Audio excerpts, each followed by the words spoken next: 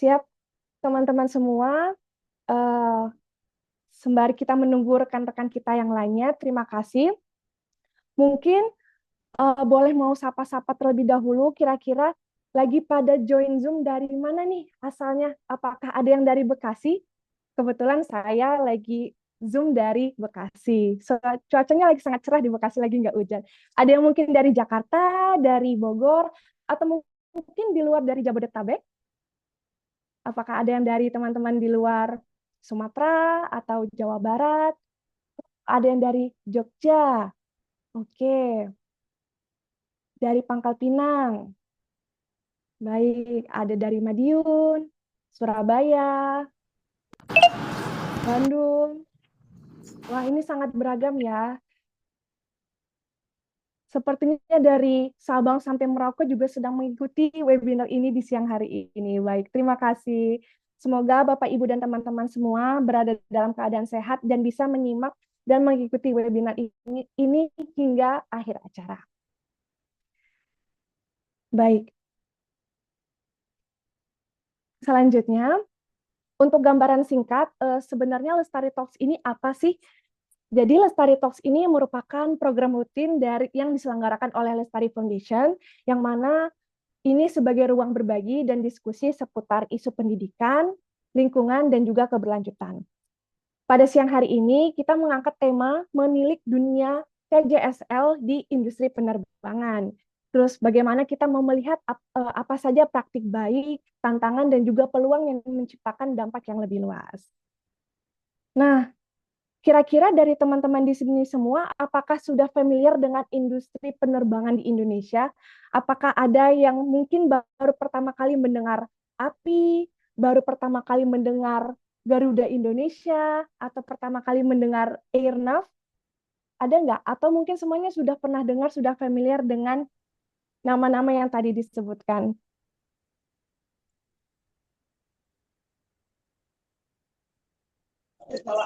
Baik, ada yang sudah familiar? Oke, ada Kak Narindra dari Ngawi hadir. Oke, dari Kak AG sudah, tapi masih awam.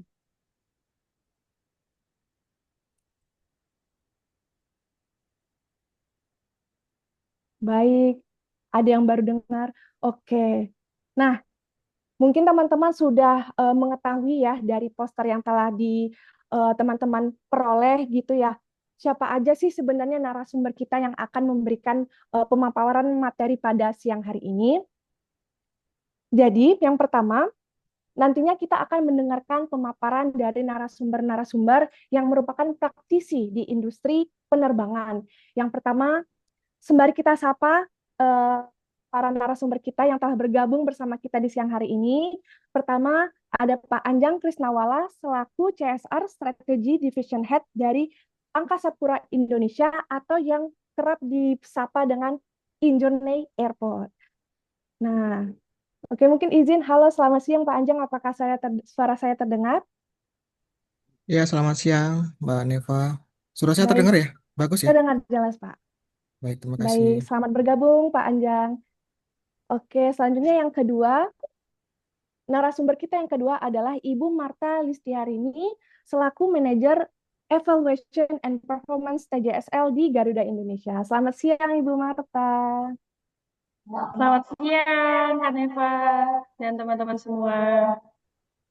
Baik, selamat bergabung di webinar pada siang hari ini. Selanjutnya, narasumber yang ketiga, Pak Farhan Jamil selaku Vice President of CSR di Airnav Indonesia. Selamat Selamat siang, siang, Pak Mbak Neva. Farhan. Siang, Mbak Neva, Pak Anjang, dan Mbak Marta, apa kabar? Serta teman-teman semuanya. Alhamdulillah kabar baik. Semoga Pak Farhan juga dalam keadaan sehat. Siang, Pak Amin. Farhan, Siang, Pak Pak Anjang. Farhan. Baik. Siang. Baik, oke, tanpa berlama-lama, saya yakin sekali teman-teman semua membawa spirit yang sangat luar biasa pada siang hari ini untuk belajar dan juga mendengarkan nantinya sharing session dari masing-masing narasumber. Namun sebelum itu, sebelum kita memulai sesi utama, izinkan saya untuk mengabadikan webinar kita pada siang hari ini. Dan bagi teman-teman semua yang tidak terkendala kamera, boleh menyalakan kameranya dan menggunakan virtual background yang telah dibagikan sebelumnya. Baik, nanti boleh dibantu oleh tim panitia untuk melakukan dokumentasi.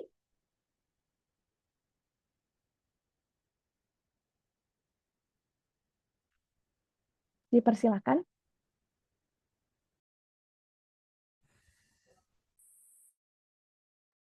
Baik, kita mungkin menunggu sekitar 30 detik lagi bagi teman-teman yang sedang bersiap menyalakan kamera dan menggunakan virtual background.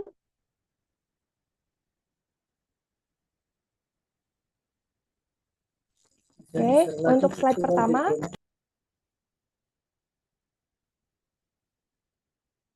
boleh dipasang senyum terbaiknya. 1, 2, 3. Oke, sekali lagi dengan gaya lestari, yaitu simbol L. Boleh menggunakan tangan sebelah kanan. Oke, 1, 2, 3.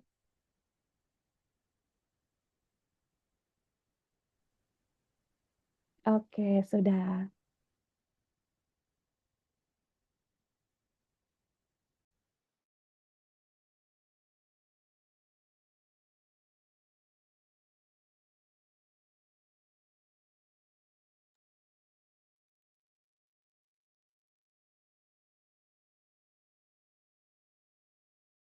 Mohon maaf masih di mute. Oke.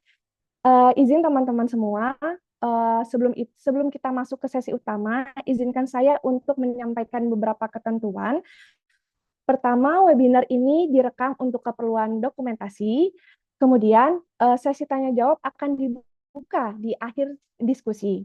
Dan nantinya pertanyaan dapat dituliskan melalui kolom chat dan akan dibacakan di sesi Q&A. Dan teman-teman semua, kami panitia menyiapkan hadiah berupa e-money bagi penanya terpilih sekaligus bagi peserta yang aktif selama acara. Jadi, buat teman-teman semua jangan ragu untuk berpartisipasi selama webinar berlangsung. Dan yang terakhir, setelah sesi Q&A, nantinya kami akan mengirimkan form presensi untuk pengiriman e-sertifikat bagi peserta yang telah mendaftar. Baik, cukup jelas ya teman-teman semua. Selanjutnya, mari kita beralih ke acara inti, yaitu pemaparan materi dari masing-masing narasumber. Untuk pertama, saya undang Pak Anjang Krisnawala untuk memberikan paparan materi selaku CSR Strategy Division Head dari Injonic Airport. Kepada Pak Anjang, kami persilakan. Wah, langsung nih ya, Mbak Neva. Boleh, Pak. Oke, baik.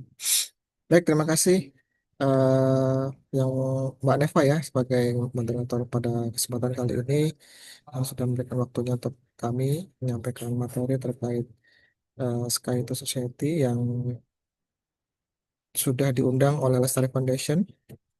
Dan kali ini kita akan eh, berbicara terkait CSR, yang mana ini CSR di bidang aviasi ya, penerudaraan. Dan juga eh, tim Lestari Foundation ini sudah mengundang kami untuk berbicara dalam Lestari Talk kali ini. Semoga apa yang kita bahas, kita bicarakan pada siang hari ini bisa bermanfaat untuk semua yang hadir. Saya cek di sini sudah 100 yang hadir, Masya Allah. Baik, kita mulai. Bismillahirrahmanirrahim. Assalamualaikum warahmatullahi wabarakatuh. Selamat siang, salam sejahtera untuk kita semua.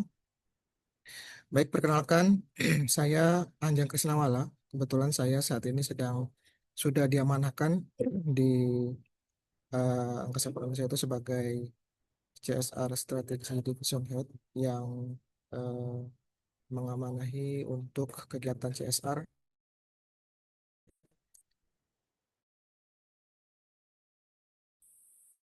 di kantor pusat dan Kimawi University.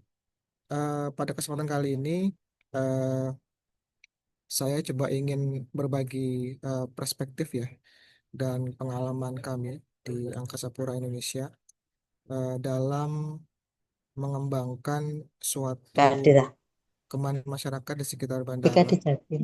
Dan juga Apa RP? kita coba berbicara melalui pendekatan CSR yang mungkin sudah kami tempatkan itu sebagai bagian dari strategi pembangunan berkelanjutan. Dan juga itu bagi kami eh, bandara itu bukan hanya simpul transportasi udara, tapi juga sebagai ruang hidup lah, ruang hidup atau ruang interaksi sosial dan juga ruang tumbuh ekonomi bagi masyarakat di sekitar bandara seperti itu. Oleh karena itu, CSR ini kami rancang bukan sekedar sebagai kewajiban filantropi saja bagi perusahaan, dan juga itu melainkan bisa sebagai enabler lah untuk ekosistem sosial ekonomi yang berkelanjutan. Baik, mungkin bisa next.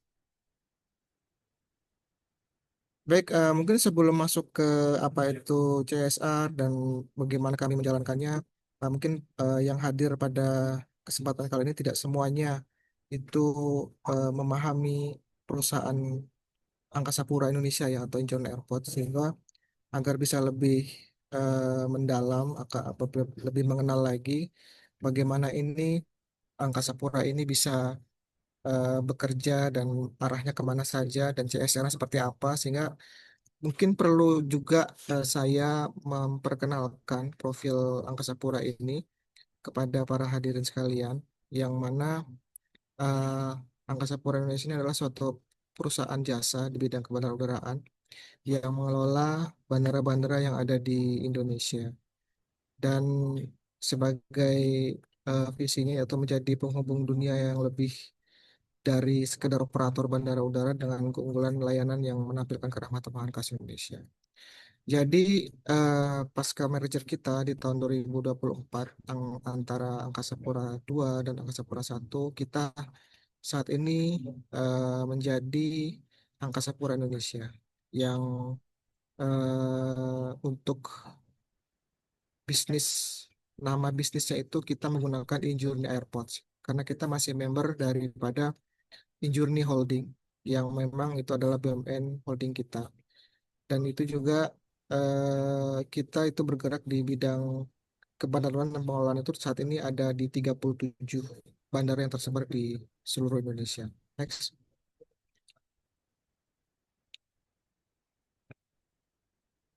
Eh, ini adalah kisi-kisi yang mungkin nanti coba saya angkat dari apa yang ingin saya bicarakan selama kurang lebih 30 menit ke depan ya.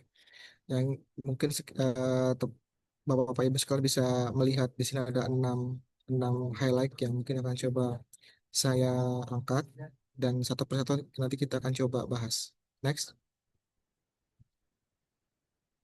Oke, kita masuk kepada eh, highlight yang pertama, yaitu bandara ini sebagai suatu ekosistem ya, yang mana ketika kita berbicara tentang airport atau bandar udara, itu seringkali yang kita ketahui itu hanyalah terminal, ya kan, runway, pesawat, penumpang, itu aja sih yang operasionalnya mungkin. Sebab Bapak Ibu sekalian yang menggunakan jasanya di airport itu tahunya mungkin hanya sekedar itu dalam menggunakan jasa-jasa di bandara udara. Tapi kami sebenarnya itu di Angkasa Pura Indonesia itu kami memandang airport atau bandara ini secara lebih luas lagi. Kenapa? Karena di dalam bandara itu ada suatu yang namanya ekosistem wilayah. Jadi Angkasa Pura Indonesia atau Engineer Airport itu tidak berdiri sendiri ya, tidak berdiri sendiri, tapi kita dikelilingi oleh suatu ekosistem yang sangat berpengaruh terhadap operasional kita dalam mengelola bandara tersebut, seperti itu. Aktivitas bandara ini sudah pasti tentu menciptakan suatu pergerakan ya, manusia, barang, dan jasa, dan sudah pasti dampaknya itu bukan hanya dirasakan oleh eh, pengguna jasa penerbangan saja, tapi juga pasti oleh masyarakat di sekitar bandara seperti itu. Untuk dampak positifnya pasti mereka akan merasakan peningkatan ekonomi yang awalnya mungkin hanya sebuah desa terpencil, setelah bandara itu timbul atau dibangun di wilayah tersebut menjadi ramai, lalu sebelumnya tidak ada hotel menjadi ada hotel, seperti itu kan, sehingga menimbulkan suatu peluang kerja bagi masyarakat sekitar untuk menambah peluang kerja di perhotelan misalnya, di bidang penginapan misalnya, di kos-kosan misalnya seperti itu. Sehingga untuk tenaga kerja lokal hingga sektor pariwisata itu menjadi sangat berpengaruh. Seperti itu. Nah, dari sudut pandang ini menjadi sangat penting bagi kami ini untuk memastikan bahwa pertumbuhan bandara ini harus beriringan dengan peningkatan kesejahteraan masyarakat di sekitar. Mungkin dari gambar ini sudah Bapak-Bapak bisa dilihat ya bahwa memang semua itu saling terintegrasi secara ekosistem ya. Kita istilahnya kalau mau diistilahkan, dianalogikan bahwa misalnya bandara itu sebagai suatu gula. Gula kalau ditaruh di mana saja, semut pasti akan datang. Begitu juga bandara. Bandara ini mau dibangun di tengah hutan sekalipun atau di tepi laut sekalipun, ekosistem itu akan timbul di situ. Dari hotelnya, dari transportasinya. Sebagai contoh nyata saat ini di Yogyakarta, kita Angkasa Pura Indonesia membangun bandara New YIA ya, Yogyakarta International Airport, itu di ujung Kulon Progo, di tepi pantai yang dulunya desanya sepi, selama berpuluh-puluh tahun tidak ada perkembangan di desa itu, dan penduduknya hanya bertani saja. Tapi pasca beroperasinya Bandara New YIA, Yogyakarta International Airport, semua tumbuh di situ. Yang sebelum tidak ada hotel, jadi ada hotel. Lalu kereta api pun masuk ke situ, jaringan kereta api, bis-bis luar kota masuk ke situ, semua masuk ke situ. Bahkan pariwisatanya juga ikut seperti itu. Nah, itulah makanya bandara ini bisa dibilang sebagai suatu ekosistem yang memang harus kita jaga untuk keberlangsungannya. Next. Selanjutnya, tidak hanya itu, tidak semudah yang sudah saya sampaikan sebelumnya, bahwa memang banyak sekali tantangan ya, tantangan untuk masyarakat di sekitar bandara dalam menerima itu sebenarnya. Tidak, dalam prakteknya itu kami menyadari bahwa kedekatan geografis dengan bandara itu tidak selalu berarti kedekatan manfaat ekonomi sebenarnya. Seperti itu. Beberapa tantangan yang kadang masih ditemui di lapangan itu antara lain misalnya ketergantungan ekonomi itu jangka pendek. Misalnya. Kalau keterbatasan akses pasar misalnya, lalu keterbatasan kapasitas SDM, atau lalu serta kelembagaan ekonomi masyarakat yang belum sepenuhnya kuat. Itu yang kadang-kadang kami temui di lapangan.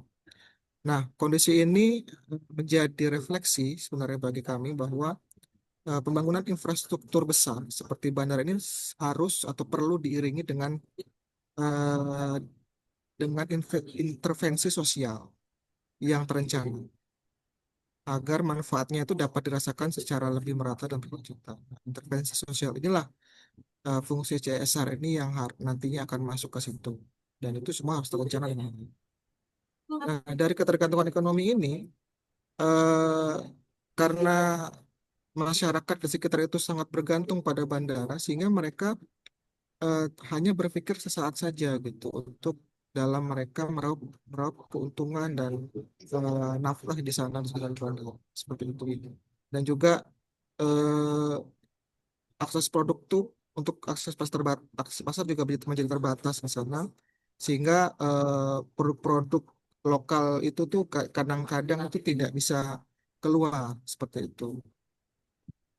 Nah, juga tadi karena tadi bandara itu dibangun di lokasi-lokasi yang mungkin jauh dari kampus-kampus dan sebagainya, sehingga wajar itu kadang-kadang masyarakat di sekitar bandara itu lebih umum itu memiliki kapasitas SDM yang rendah dengan pendidikan yang lebih rendah. Itulah bagaimana kita nanti bisa mencoba untuk meningkatkan kapasitas mereka dan bisa bermanfaat untuk kita sebagai di lingkungan bandara itu sendiri.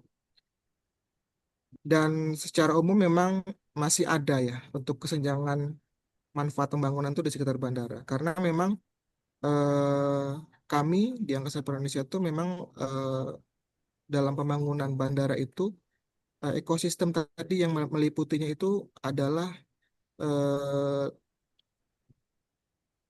pengguna jasa atau pembisnis-pembisnis yang memang ingin membangun bisnisnya di sekitar bandara dan itu kadang-kadang tidak memikirkan bagaimana lingkungan di sekitarnya. Seperti next. Baik, selanjutnya inilah kita mencoba melakukan satu evolusi ya TJSL yang ada di Angkasa Pura Indonesia. Yang mana memang mungkin kita dulu berpikirnya eh, dalam menyikapi tantangan tersebut, CSR di Angkasa Pura Indonesia ini pada awalnya lebih banyak berfokus itu pada bantuan sosial atau charity saja, seperti itu. Yang sifatnya filantropi. Namun seiring waktu kami menyadari bahwa bantuan itu semata tidak cukup untuk menciptakan perubahan jangka panjang gitu. Itu hanya bersifat jangka pendek saja. Oleh karena itu eh, CSR kami itu arahkan pada pemberdayaan masyarakat dengan fokus pada peningkatan kapasitas, lalu penguatan ekonomi lokal, dan juga penciptaan nilai tambah seperti itu. Nah, untuk tujuan akhirnya itu jelas, yaitu kami itu mendorong kemandirian masyarakat sehingga mereka itu mampu tumbuh dan berkembang secara berkelanjutan. Bahkan setelah program CSR itu selesai itu mereka masih bisa untuk survive seperti itu.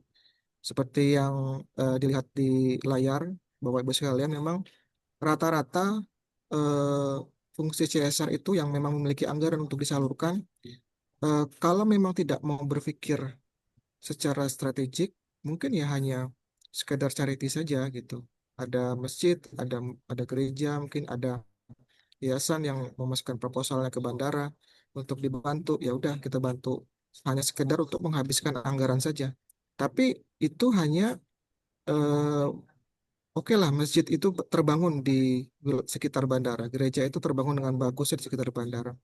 Lalu yayasan itu terbantu misalnya dalam acara-acara mereka, tapi itu hanya bersifat sementara, tidak eh, tidak berkaitan langsung terhadap masyarakatnya untuk masa depan mereka, untuk peningkatan tadi, peningkatan ekonominya, untuk nilai tambah dari masyarakat itu juga tidak berpengaruh secara signifikan seperti itu. Sehingga tadi dengan adanya pemberdayaan em, sosial, lalu adanya kita ciptakan suatu inovasi eh, di masyarakat untuk bisnis-bisnis lokal, misalnya UMKM-nya dan lain sebagainya, itu diharapkan bisa menciptakan suatu kemandirian ekonomi lah di masyarakat sekitar Bandung.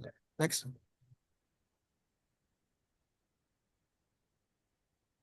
Oke. Mungkin teman-teman atau bapak-bapak ibu sekalian yang saat ini sudah berkecimpung di dunia CSR atau TJSL sudah paham terkait gambar ini. Mungkin saya coba menyampaikan kepada hadirin sekalian yang memang bukan bidangnya CSR bahwa gambar ini adalah gambar untuk SDGs ya atau Sustainable Development Goals atau dalam bahasa Indonesia itu adalah tujuan pembangunan yang berkelanjutan atau TPB. Ini ditetapkan oleh PBB atau Perserikatan Bangsa-Bangsa sebagai agenda global sampai tahun 2030. Ini totalnya ada 17 item, 17 pilar yang semuanya itu saling terhubung untuk intinya adalah sebenarnya untuk menghapus kemiskinan, lalu melindungi lingkungan, termasuk yang sekarang Lestari Foundation lakukan, lalu serta memastikan kesejahteraan dan keadilan sosial bagi semua orang. Sebenarnya itu yang menjadi tujuan PBB untuk SDG di sini, yang menjadi patokan kita di semua CSR perusahaan itu mengacu pada ini, seperti itu. Nah, tujuan-tujuan ini tidak berdiri sendiri.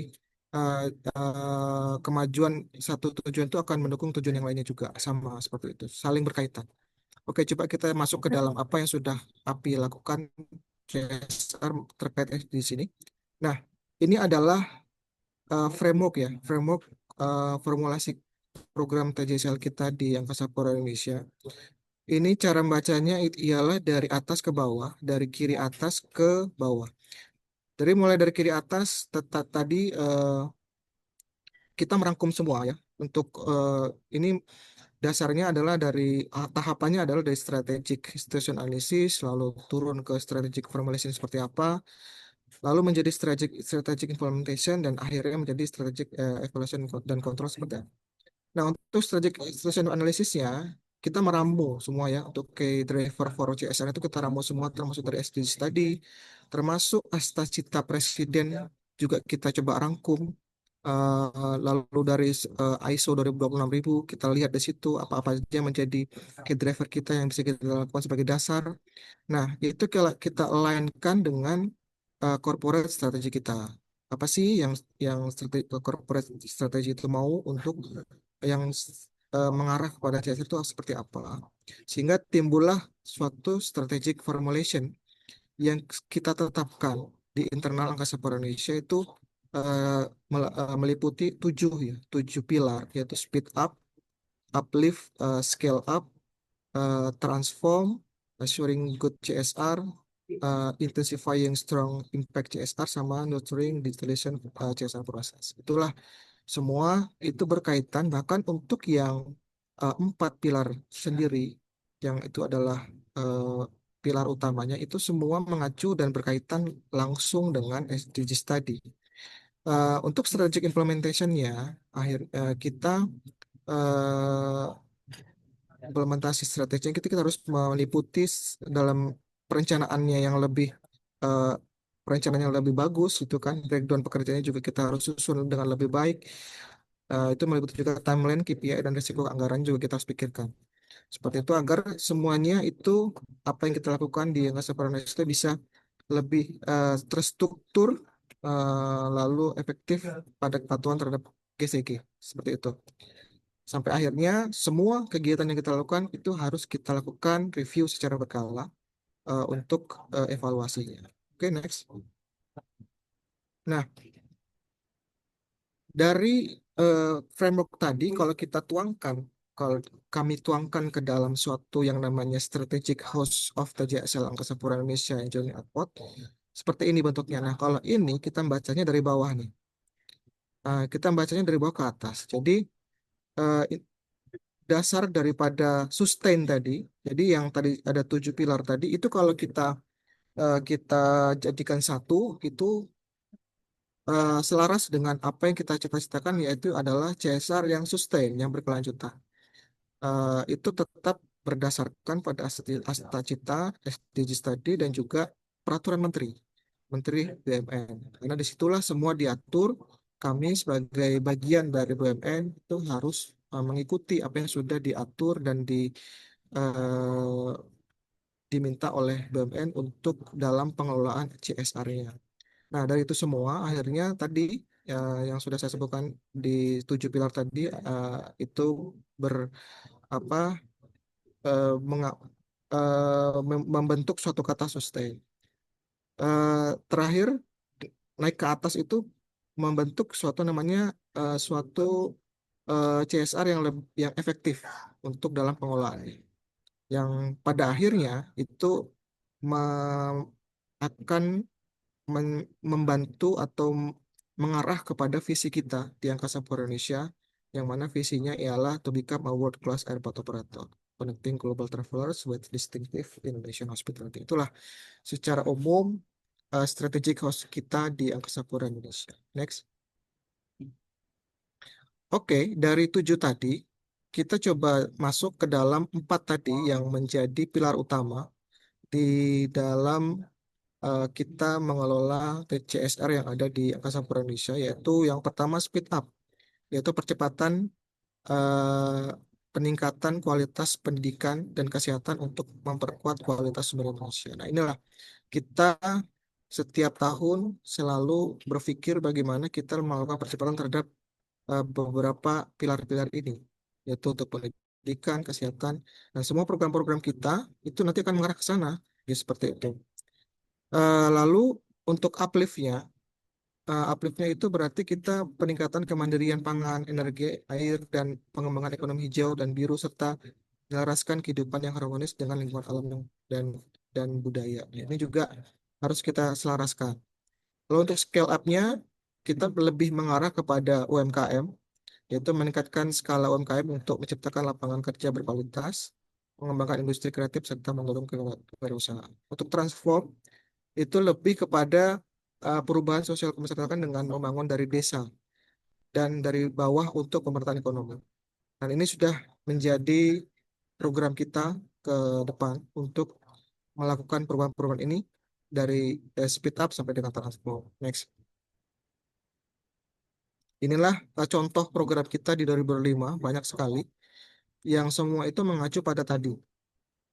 Ini yang kita coba tuangkan ya ke dalam suatu rencana kerja kita di tahun 2025. Salah satunya seperti ini. Seperti contohnya Journey Airport Cinta Anak Yatim. Ini kita yang program pertama paling atas. Nah, ini kita tuangkan seperti ini. Secara detail seperti apa programnya, manfaatnya seperti apa, lalu latar belakangnya seperti apa, dan dampaknya bakal seperti apa, seperti itu. Nah, ini yang nantinya semua menjadi panduan bagi seluruh kantor cabang yang ada di kami, di 37 kantor cabang, yang memiliki CSR bagian daripada Angkasa Pura Indonesia itu dalam mengelola program-program mereka. Seperti itu. Next. Oke, ini adalah salah satu program ya, program yang tadi kita coba strategik lakukan. Ini program nyata yang sudah kita lakukan, yaitu Ijun Airport Pariwisata Berkelanjutan, itu pengembangan Desa Bongkasa Pertiwi. Mungkin kalau Bapak-Bapak Ibu sekalian yang di sini dari Bali sudah tahu Desa Bongkasa Pertiwi itu di Kabupaten mana ya? Badung ya, Kabupaten Badung kalau nggak salah. Ya, Kabupaten Badung. Di situ kita mencoba tadi untuk yang transform tadi itu membangun dari dasar. Nah, itulah kita mencoba membangun dari desa Bongkasa Pertiwi. Jadi ada roadmap program di sana yang kita coba lakukan secara berkelanjutan dari tahun ini 2025 sampai dengan nanti tahun 2029. Seperti itu. Ini bisa dilihat di sini semua adalah roadmapnya dari implementasi membangun fondasi programnya, lalu penguatan dan inovasi programnya seperti apa, lalu penguatan dan inovasi program yang selanjutnya di tahun 2028, sehingga sampai di tahun 2009 itu diharapkan masyarakat Desa Bongkasa Pertiwi itu sudah bisa mandiri terkait dalam hal semuanya, eh, pengelolaan UMKM-nya, pengelolaan pariwisatanya, semuanya itu semua bisa mandiri semua. Seperti itu. Itulah yang apa yang kita coba canangkan salah satunya di Desa Bongkasa Pertiwi ini. Oke, next. Eh, dalam hal eh, kegiatan program-program CSR yang kita lakukan selama ini, kami menyadari bahwa CSR yang berdampak itu tidak dapat dijalankan sendirian. Jadi oleh karena itu Angkasa Pura Indonesia mendorong kolaborasi dengan berbagai pemangku kepentingan ya, mulai dari pemerintah daerah, sesama BUMN dan entitas aviasi lainnya gitu, hingga komunikasi lokal, bahkan akademisi dan organisasi masyarakat sipil itu kita coba kolaborasikan agar program-program kami ini bisa berjalan dengan baik. Untuk kolaborasi BUMN mungkin eh, dari Lestari Foundation juga sudah akan melakukan ya, dan kebetulan kami juga bergabung di dalamnya. Nah, melalui kolaborasi ini, program CSR itu akan menjadi lebih relevan ya, Bapak Ibu sekalian, dan mungkin bisa lebih terintegrasi dan memiliki daya ungkit yang lebih besar gitu. Bagi kami, itu CSR itu adalah memang sebenarnya adalah ruang kolaborasi dan bukan ruang eksklusif. Jadi untuk pengembangan pembangunan di wilayah bandara misalnya itu tidak eksklusif punya kami sebenarnya. Kami bisa mengkolaborasikan ini kan semua. Next. Dari semua program yang sudah kita laksanakan itu tidak serta-merta hanya berakhir seperti itu saja gitu. Memang semuanya itu harus kita ukur, dampaknya semuanya kita harus ukur. Kami menyadari bahwa ini CSR itu yang berdampak itu tidak dapat dijalankan sendiri. Oleh karena itu, Angkasa Pura Indonesia itu mendorong kolaborasi dengan berbagai pemangku kepentingan dan juga untuk pengukuran dampak ini kami biasanya menggunakan sistem yang namanya SROI ya, SROI. Eh, jadi keberhasilan ini tidak hanya diukur dari jumlah kegiatan ya, atau besaran anggaran yang kita keluarkan gitu, enggak. Tapi bagaimana perubahan nyata yang dirasakan masyarakat seperti peningkatan pendapatan, lalu eh, kemandirian usaha, dan penguatan kelembagaan lokal. Nah, itulah itu meningkat, maka itulah yang bisa kita ukur bahwa program kita bisa nyatakan berhasil. Selain itu, setiap program dirancang dengan suatu exit strategi yang jelas sehingga keberlanjutan dapat terjaga meskipun intervensi perusahaan telah berakhir. Nah, sebagai contoh di sini untuk program Injourney Hospitality House ya, ini adalah program pelatihan untuk masyarakat di sekitar Labuan Bajo, Desa Wailolos, Pulau Rinca. Di sini kita melakukan pelatihan mereka untuk bagaimana mereka itu bisa eh, memahami terkait keramah tamahan dan karena mereka adalah warga desa di sekitar daerah wisata yang super prioritas. Labuan Bajo adalah desa apa adalah salah satu wisata super prioritas yang mana kalau wisata ini tidak didukung dengan warga yang memiliki keramah tamahan yang tinggi, maka itu akan sulit para wisatawan untuk hadir di sana dan mereka mungkin tidak akan dua kali hadir di sana. Sehingga ini yang kita coba ajarkan kepada warga desa bagaimana mereka menjadi tuan rumah yang baik untuk warga untuk para pendatang seperti itu. Dan mereka bagaimana cara mereka menawarkan produk-produk mereka eh, apa kepada para pelancong misalnya dan itu bisa menjadi ketertarikan untuk dibeli. Itu semua kita ajarkan dalam suatu pelatihan eh, kurang lebih 3 hari pelatihan dan alhamdulillah selama kegiatan itu antusiasmenya tinggi bagi warga desa itu dalam mengikuti kegiatan ini seperti itu. Dan terbukti pada saat kita ukur untuk dampaknya dari SROI ini, ternyata nilainya tinggi ya, 3,41 kali seperti itu. Berarti dari setiap rupiah yang kita keluarkan untuk program ini, itu berdampak 3,4 kali lebih signifikan terhadap warga desa seperti itu. Nah, berarti ini memang sangat efektif dan efisien. Next. Nah, pelaksanaan program TJSL ini dari perspektif perusahaan ini selain kita meningkatkan nilai strategis kepada masyarakat, juga CSR ini diharapkan bisa membangun suatu yang namanya social license to operate. Nah, mungkin baru dengar ya apa sih social license to operate, bahwa memang eh, dalam mengoperasikan suatu perusahaan kita butuh yang namanya social license seperti itu. Nah, social license ini bisa didapat pada saat kita bermanfaat bagi mereka. Gitu. Bayangkan bandara ini dalam beroperasi tidak mendapatkan suatu apa dari masyarakat itu, misalnya nggak setiap hari mereka tidak terima ada bandara di situ, misalnya demo di pagar bandara misalnya, itu kan pasti akan mengganggu operasional bandara sehingga kita butuh yang namanya social license ini seperti itu. Nah, dalam mendapatkan social license ini makanya kita tadi berusaha meningkatkan kapasitas dan ekonomi mereka melalui CSR seperti itu. Diharapkan itu bisa berdampak positif terhadap operasional bandara. Selain itu juga memperkuat hubungan harmonis dengan masyarakat itu juga perlu dimaksimalkan dan menciptakan lingkungan operasional yang kondusif. Dengan kata lain, itu CSR tuh bukan sekedar biaya, jadi bukan hanya sekedar anggaran yang kita siapkan setiap tahun, tapi ini adalah suatu eh, investasi sosial jangka panjang bagi kita, bagi perusahaan kita, eh, yang sudah pasti akan mendukung yang namanya keberlanjutan bisnis bandara dan ekosistem aviasi secara keseluruhan. Seperti itu. Next.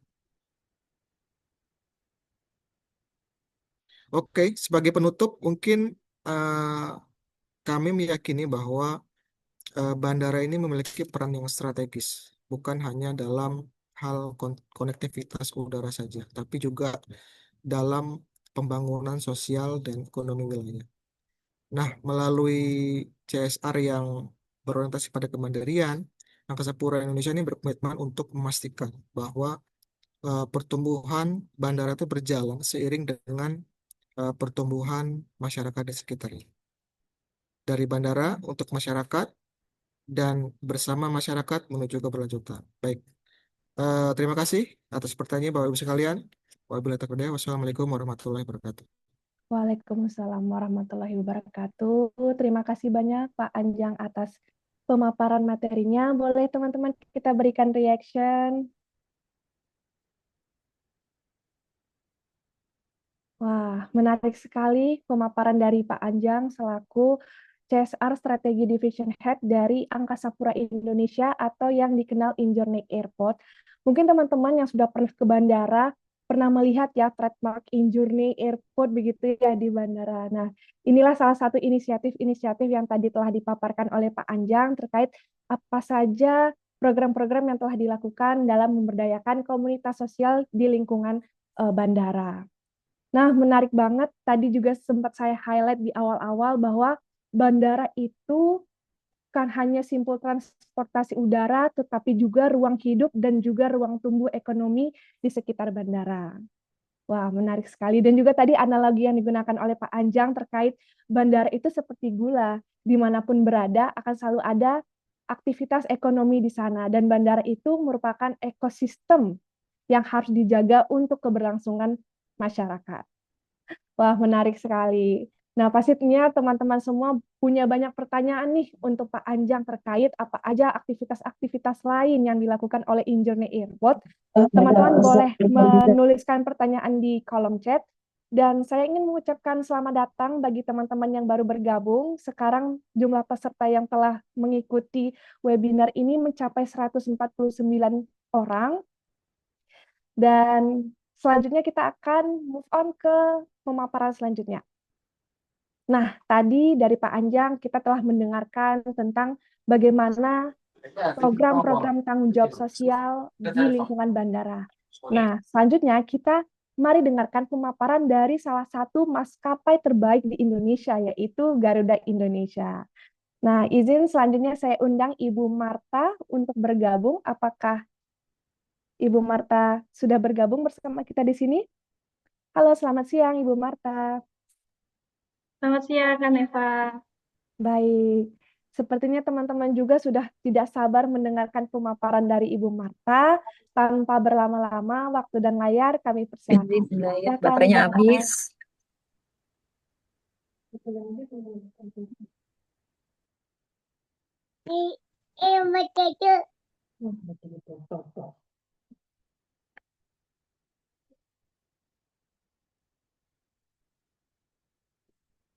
Oke, selamat siang semuanya. Assalamualaikum warahmatullahi wabarakatuh. Salam sejahtera, shalom untuk semuanya. Terima kasih atas kesempatannya dari rekan-rekan Lestari Foundation. Dan terima kasih atas kehadiran rekan-rekan juga yang ada di sini. Oke. Kita mulai ya. Tadi luar biasa sekali ya pemaparan dari Pak Anjang. Semuanya sudah dijelaskan sih, sudah dirangkum semua terkait dengan corporate social responsibility atau di BUMN kita sebutnya sebagai tanggung jawab sosial dan lingkungan. Nah, di Garuda sendiri mungkin teman-teman juga sudah sudah pernah mendengar ya Garuda sebagai maskapai nasional pembawa bendera nasional kita itu juga melaksanakan tanggung jawab sosial dan lingkungan, di mana itu merupakan kewajiban bagi setiap perusahaan. Seperti yang tadi Pak Anjem juga sudah jelaskan juga ya, landasan-landasannya kita memang acuannya berdasarkan oleh Permen, BUMN, kemudian ada ISO 26000 terkait dengan pedoman CSR dan juga Sustainable Development Goals, di mana itu semua tujuannya adalah menuju ke corporate sustainability seperti itu. Mungkin bisa di next.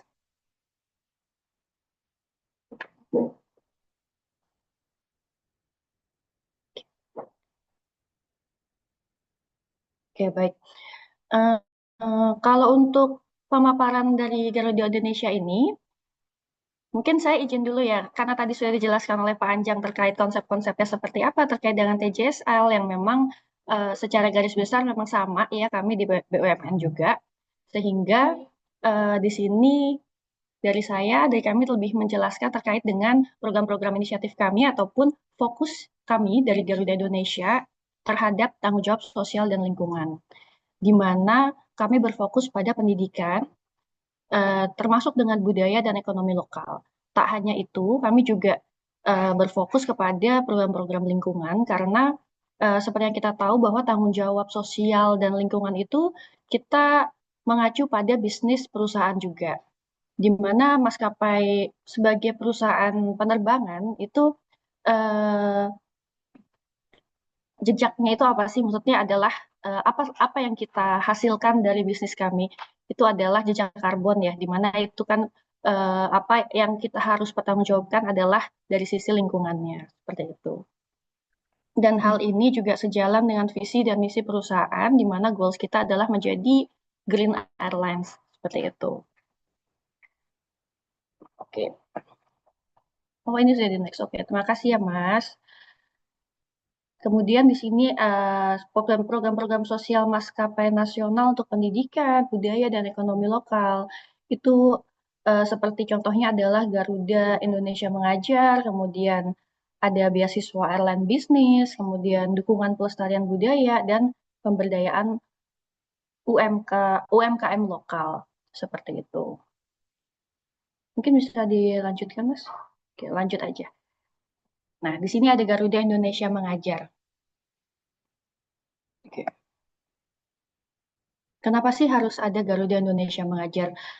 Kita melihat di sini adalah Indonesia yang sebegitu luasnya, di mana di pelosok-pelosok itu kan butuh suatu kelas inspirasi ya.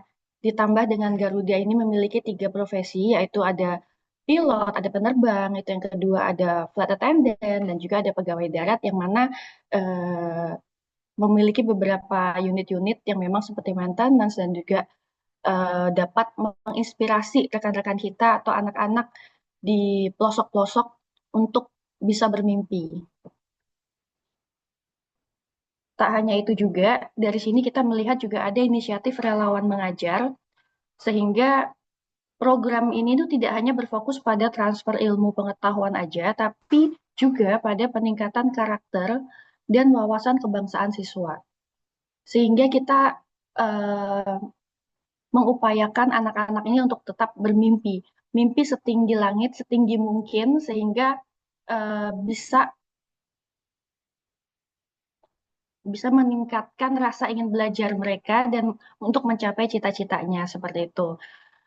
Kemudian untuk metode pengajaran yang interaktif itu pun kita integrasikan ke berbagai metode pengajaran yang menarik dan juga interaktif. Sehingga kita seperti di sini di tahun 2023 kami mendatangkan pilot wanita asal Papua yang kita adakan di Manokwari juga. Kenapa kita ambil pilot dari yang memang berasal dari Papua supaya mereka terinspirasi bahwa sebagai anak Papua kita juga bisa bermimpi tinggi untuk menjadi seorang pilot seperti itu. Dan ini pun kita juga empowering woman juga ya, karena sebagai wanita itu sangat jarang sekarang ya untuk menjadi seorang pilot, di mana profesi pilot kan dulunya itu hanya lelaki saja seperti itu. sehingga anak-anak perempuan di Papua juga bisa terus bermimpi. Kemudian komitmen untuk pendidikan, melalui program Garuda Indonesia Mengajar ini, perusahaan juga berkomitmen dan berkontribusi terhadap peningkatan pendidikan di Indonesia. Program ini juga bertujuan untuk menciptakan generasi muda yang tidak hanya cerdas secara akademis, tetapi juga memiliki karakter yang kuat dan rasa nasionalisme yang tinggi. Selain juga Garuda Indonesia Mengajar, kami juga ada pemberian beasiswa airline bisnis kepada masyarakat sekitar atau masyarakat yang memang kurang mampu dan juga berprestasi untuk dapat menggapai untuk dapat memperoleh peluang di dunia kerja.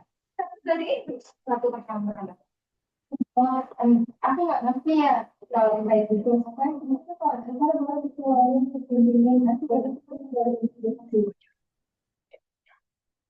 Beasiswa bisnis ini juga merupakan inisiatif dan dirancang untuk memberikan bekal pengetahuan dan keterampilan yang diperlukan dalam industri penerbangan kepada generasi muda sehingga mereka dapat bersaing di pasar kerja. Sehingga dapat meningkatkan kualitas pendidikan dan juga pelatihan berkompetensi bisnis, juga peluang kerja yang luas. Jadi kita sudah beberapa kali, ya ini sebetulnya merupakan program reguler kami setiap tahunnya, di mana terakhir kalinya kami mengadakan program LN bisnis ini, kami menggayat rekan-rekan teman-teman di masyarakat yang berpendidikan SMA, minimal SMA, untuk disiapkan kita latih dalam training airline bisnis dan dipekerjakan di Garuda Indonesia seperti itu, sehingga dapat membuka peluang bagi masyarakat sekitar untuk mencari kerja. Bisa dilanjut aja.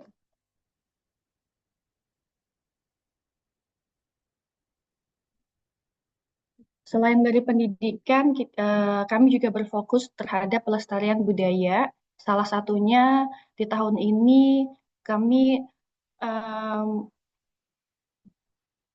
menghormati budaya lokal ya, karena kan Indonesia itu kan negara sangat luas dengan kebudayaan sangat beragam. Salah satunya Festival Pacu Jalur, di mana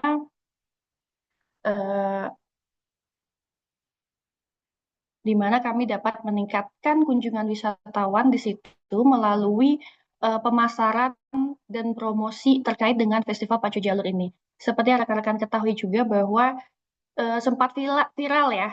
Di situ kan kita bisa melihat peluang bisnis nih di situ, bahwasanya dapat meningkatkan brand perusahaan di mancanegara bahkan, sehingga dapat mendatangkan wisatawan-wisatawan dari luar negeri dan memiliki dampak positif juga bagi ekonomi lokal, sehingga dengan adanya turis-turis baik itu turis domestik maupun turis internasional yang datang ke Riau ini, sehingga mereka ekonominya bisa meningkat dan meningkatkan lapangan kerja seperti itu.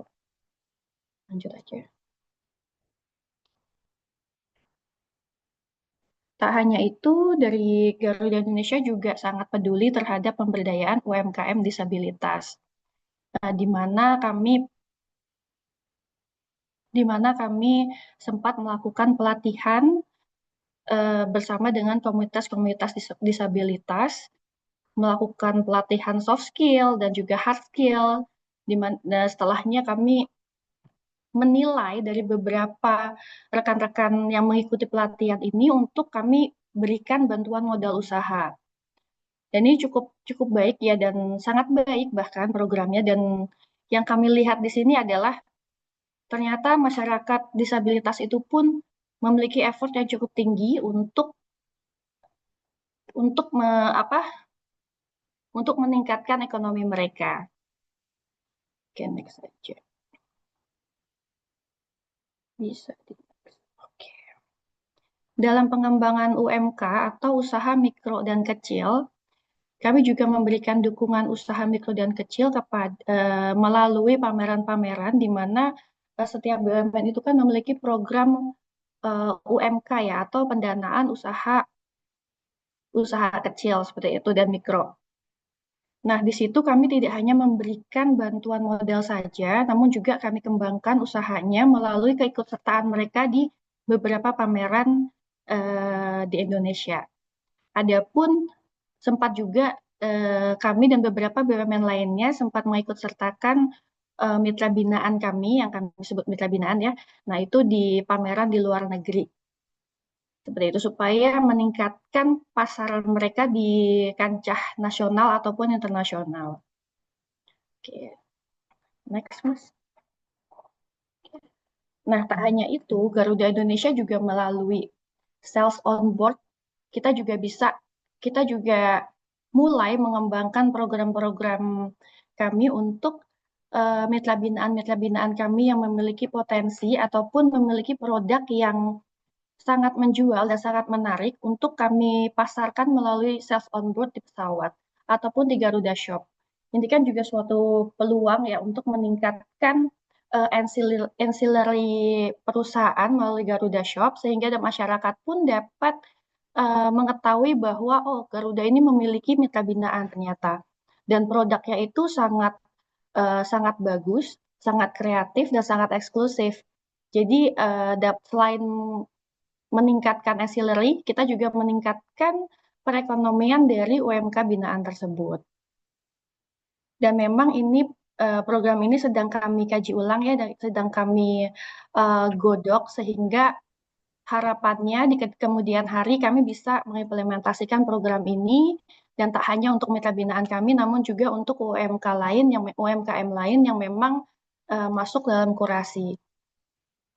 Dan itu menunjukkan bahwa Garuda sebagai maskapai nasional juga mendukung Astacita ya dalam sisi pemberdayaan masyarakat dan peningkatan UMKM di Indonesia.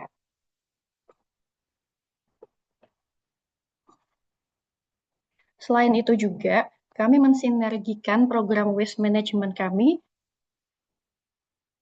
dengan pelibatan UMKM.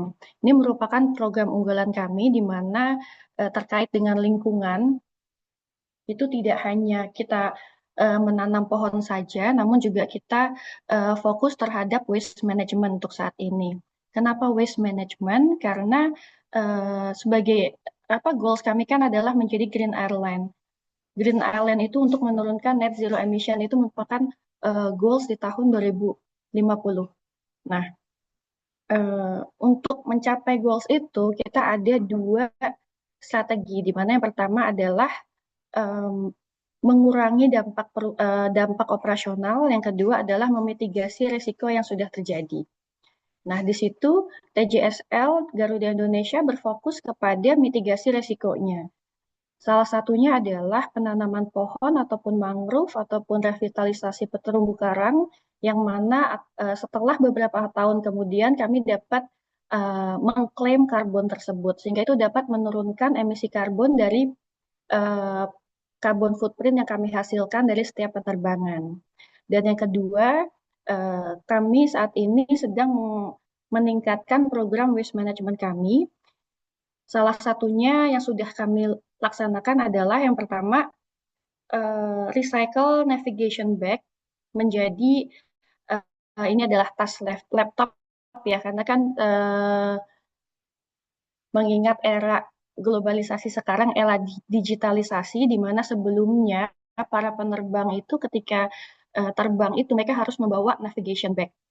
Namun karena era digitalisasi, navigation bag itu sudah tidak diperlukan karena buku-buku yang ada di navigation bag itu sudah disinkronize menjadi iPad. Jadi mereka hanya memerlukan iPad. Oleh karena itu, navigation bag ini kan menjadi waste ya di kami.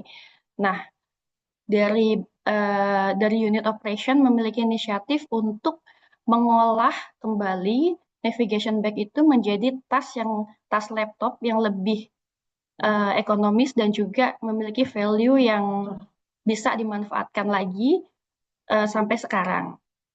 Kemudian yang kedua adalah program waste management melalui recycle seat cover. Dan program ini rencananya akan berkelanjutan, di mana kita lihat peluang juga bahwasanya semakin hari produk-produk recycle atau upcycle produk itu memang sudah umum untuk digunakan dan orang sudah tidak merasa malu ataupun tabu untuk menggunakan produk-produk recycle. Bahkan ini dapat meningkatkan lifestyle kita gitu ya. Nah, itu karena kan sekarang lifestyle itu bergeser. Nah, untuk seat cover Garuda, karena Garuda itu menjual servis yang memang excellent ya, sehingga banyak sekali seat cover yang memang sudah tidak dipergunakan, yang mana itu menjadi waste dan tidak mungkin juga untuk dibakar. Sehingga inisiatifnya adalah kita gunakan kembali, kita gandeng UMKM yang berasal dari komunitas wanita-wanita yang memperoleh KDRT, mengalami KDRT di keluarganya, untuk menjahit seat cover tersebut menjadi sebuah pouch, dan kami berkolaborasi atau berpartner dengan pihak ketiga untuk mengisi pouch tersebut. Dan ini menjadi salah satu produk yang ada di in-flight service. Harapannya produk-produk seperti ini atau program-program recycle seperti ini ke depannya akan lebih kami tingkatkan kembali sehingga dapat menekan operasional kami dari sisi pengadaan kembali barang-barang baru dan juga dapat menekan waste, yang mana waste itu merupakan suatu isu yang sekarang sedang sangat tinggi untuk dibicarakan dan sangat harus dikendalikan. Next, Mas.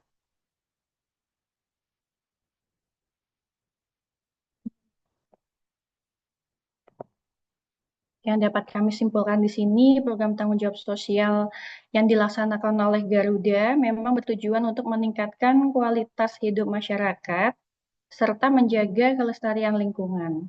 Melalui berbagai inisiatif di bidang pendidikan, budaya, dan pemberdayaan ekonomi, diharapkan dapat menciptakan dampak positif dan berkelanjutan bagi masyarakat dan lingkungan sekitar. Mungkin sekian dari kami. Terima kasih. Baik, terima kasih banyak Ibu Marta. Baik, teman-teman semua boleh kita kasih reaction-nya, reaction tepuk tangan. Wah, menarik sekali pemaparan dari Ibu Marta. Tadi juga di awal sudah banyak kita mendengarkan bahwa Garuda Indonesia memiliki goal sebagai Green Airlines, di mana TJSL-nya berfokus pada mitigasi risiko dan juga banyak melakukan aktivitas-aktivitas seperti revitalisasi terumbu karang, penanaman mangrove, dan juga ada program-program TJSL lainnya seperti tadi disebutkan Garuda Indonesia Mengajar, kemudian pengembangan UMKM disabilitas, dan juga pelibatan UMKM dengan program waste management. Wah, menarik sekali. Oke. Saya juga melihat banyak pertanyaan yang sudah dituliskan oleh teman-teman semua, tapi harap bersabar teman-teman, kita akan mendengarkan satu pemaparan lagi dari narasumber yang tidak kalah keren. Sebelumnya tadi kita sudah mendengarkan pemaparan dari sisi bandaranya, kemudian dilanjutkan dari sisi maskapai, dan selanjutnya kita akan mendengarkan pemaparan dari sisi perusahaan yang mengelola lalu lintasnya. Nah, biasanya kita banyak mendengar lalu lintas darat itu bisa dikelola. Kalau dari udara, apakah ada yang mengelola? Nah, ini, yaitu perusahaan Airnav. Baik, izin saya mengundang Pak Farhan Jamil untuk bergabung. Selamat siang, Pak Farhan. Apakah sudah siap untuk berbagi bersama teman-teman di sini? Selamat siang, Mbak Neva. Selamat siang dan Assalamualaikum buat semua yang sudah bergabung di webinar ini. Mudah-mudahan kita bisa saling berbagi gitu ya. Kalau tadi sudah dari teman dari Injourney, kemudian dari Garuda, ini Airnav tinggal penyempurna aja, Mbak Neva gitu ya. Baik, siap. Siap. Baik, Pak Farhan. Tanpa berlama-lama, waktu dan tempat kami persilahkan. Baik, terima kasih Mbak Neva. Assalamualaikum warahmatullahi wabarakatuh. Selamat sore dan salam sejahtera buat kita semua.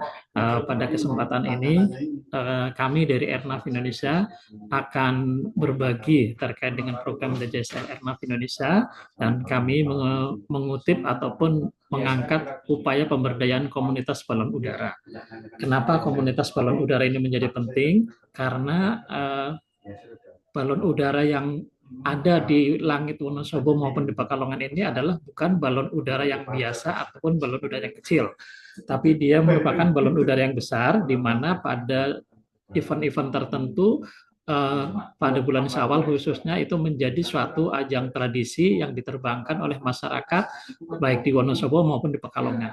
Nah, apakah pentingnya antara Wonosobo dan Pekalongan? Karena tadi disebutkan oleh Maneva bahwa Airnav adalah core bisnisnya adalah pelayanan navigasi penerbangan, sehingga navigasi penerbangan yang dilalui atau jalur penerbangan yang dilalui oleh pesawat untuk rute dari Jakarta ke Semarang maupun Jakarta ke Surabaya itu melalui atau melewati di atas Pekalongan. Di samping itu, kalau rute yang dari Jakarta ke Jogja itu melalui Wonosobo, di mana pada tanggal 3 Syawal mereka melakukan satu tradisi, yaitu menerbangkan balon udara. Nah, balon udara itu mereka terbangkan sebagai suatu bentuk pesta ataupun sebagai bentuk rasa syukur mereka atas keberhasilan dari masyarakat yang sudah merantau, sehingga ini merupakan satu simbol sosial bagi masyarakat di Wonosobo maupun di Pekalongan. Ya. Jadi latar belakang dari balon udara ini adalah merupakan suatu tradisi yang menyebutnya adalah Sawalan. Kenapa Sawalan? Karena di Pekalongan itu selalu diterbangkan di hari ke-7 bulan Syawal. Sementara di Wonosobo diterbangkan di tanggal 3 Syawal. Nah, apa hubungannya antara Airnav dengan balon udara? Nah, Airnav mempunyai satu kepentingan karena pelayanan navigasi penerbangan yang dilakukan oleh Airnav adalah salah satunya adalah terkait dengan keselamatan. Nah, balon udara ini pada awalnya dia diterbangkan bisa sampai dengan 23.000 kaki ataupun 32.000 kaki atau sampai dengan batas flying cruising levelnya pesawat. Nah, itu awal-awalnya banyak laporan di jalur antara Jakarta Semarang atau Jakarta Surabaya yang banyak melihat balon udara tersebut, sehingga ini menjadi suatu yang sangat membahayakan. Kenapa membahayakan? Dikhawatirkan balon yang besar tadi bisa menutup kokpit ataupun bisa masuk ke engine. Nah, kita membayangkan kalau balon tersebut masuk ke engine, di dalamnya ada keluarga kita, ada saudara kita, ataupun ada siapa aja yang di dalamnya, itu pasti ada menjadikan suatu bahaya atau menjadikan suatu resiko.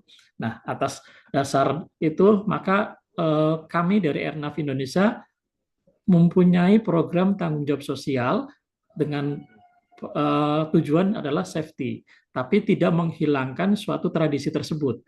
Karena kalau kita menghilangkan tradisi, pasti kita akan mendapatkan perlawanan dari masyarakat, ataupun masyarakat pasti akan melakukan suatu defense. Karena itu sudah tradisi turun-menurun, kemudian sama Airnav langsung diputuskan. Tidak. Jadi kami melakukan suatu pendekatan. Pendekatannya adalah dengan melalui 3 strategi dari DJSL Airnav Indonesia. Yang pertama, kita melaksanakan di 3 aspek, yaitu melakukan analisa risiko balon udara pada operasional perusahaan. Artinya apa dampaknya pengoperasian balon udara tersebut terhadap perusahaan. Kemudian kita juga melakukan pendekatan berbasis kebutuhan atau need-based approach. Kemudian setelah terbentuk analisa risiko dan pendekatan kebutuhan tersebut, baru kita melakukan suatu CSV, Create Share Value, terhadap perusahaan. Nah, apa bahaya balon udara tadi telah kita sampaikan bahwa bisa menimbulkan suatu near miss antar balon tersebut menjadi satu collision dengan pesawat. Seperti tadi disampaikan, karena balon tersebut bisa sampai dengan 32.000 kaki.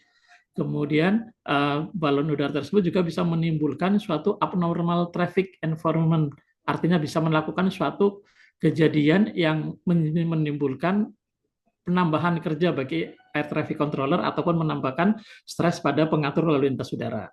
Nah, kemudian juga bisa terjadi penurunan airspace. Kenapa terjadi penurunan airspace? Karena wilayah udara yang tadinya luas dengan banyaknya balon tadi bisa menjadi pengurangan airspace. Artinya penerbang bisa menghindarin dari airspace yang ada, sehingga menimbulkan risiko finansial ataupun penurunan trust stakeholder. Artinya kepercayaan terhadap airnav bisa akan berkurang karena dengan banyaknya komplain tersebut. Nah, seperti yang tadi saya sampaikan bahwa balon yang di sini adalah bukan balon seperti balon yang kita lihat biasanya, tapi balon yang berdiameter 4 meter sampai dengan tinggi 7 meter. Artinya memang satu balon yang besar.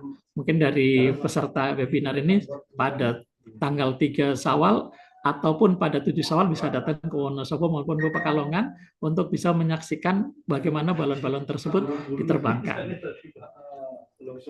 Next.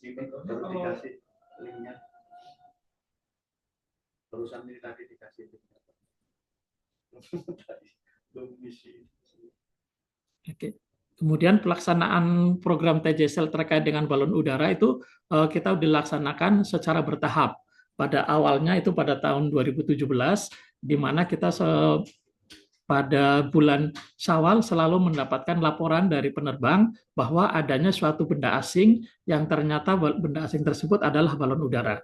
Nah, itu pada awalnya laporan tersebut bisa lebih dari 100 dalam 1 jam ataupun pada pagi hari tersebut. Karena balon-balon tersebut diterbangkan di pagi hari. Itu bisa lebih dari 100, namun setelah kita melakukan suatu pendekatan ataupun kita melaksanakan program TJSL terkait balon, semakin berkurang laporan tersebut.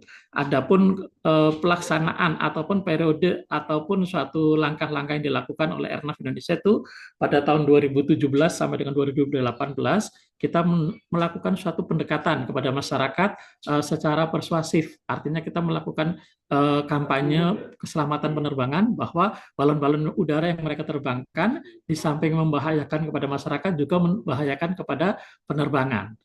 Kemudian di tahun 2019 sampai dengan tahun 2020 kita sudah melakukan pemetaan sosial ataupun sudah melakukan stakeholder alignment, artinya terkait apa sih kenapa mereka menerbangkan balon dan apa tujuannya mereka menerbangkan balon, kemudian kita pelajarin. Nah, ternyata itu adalah suatu tradisi yang memang mereka lakukan di tiap tahun sejak tahun 1920 atau bahkan dalam suatu sejarah memang sebelumnya sudah ada. Nah, artinya memang ini tidak bisa dilarang, tapi bagaimana mereka bisa menerbangkan, namun keselamatan penerbangan juga tetap terjaga. Akhirnya kita melakukan suatu pendekatan, pemetaan sosial, kemudian kita juga melakukan komunikasi dengan masyarakat, dengan tokoh masyarakat, kemudian kita juga memberikan semacam safety campaign kepada mereka bahwa apa sih bahayanya balon udara tersebut. Kemudian di tahun 2021 sampai dengan 2002 kita melakukan aktivitas komunitas ataupun pendampingan intensif. Artinya kita mencari siapa sih di belakang dari balon udara tersebut, kemudian kita melakukan pendekatan. Nah, ternyata mereka sudah punya satu komunitas balon udara.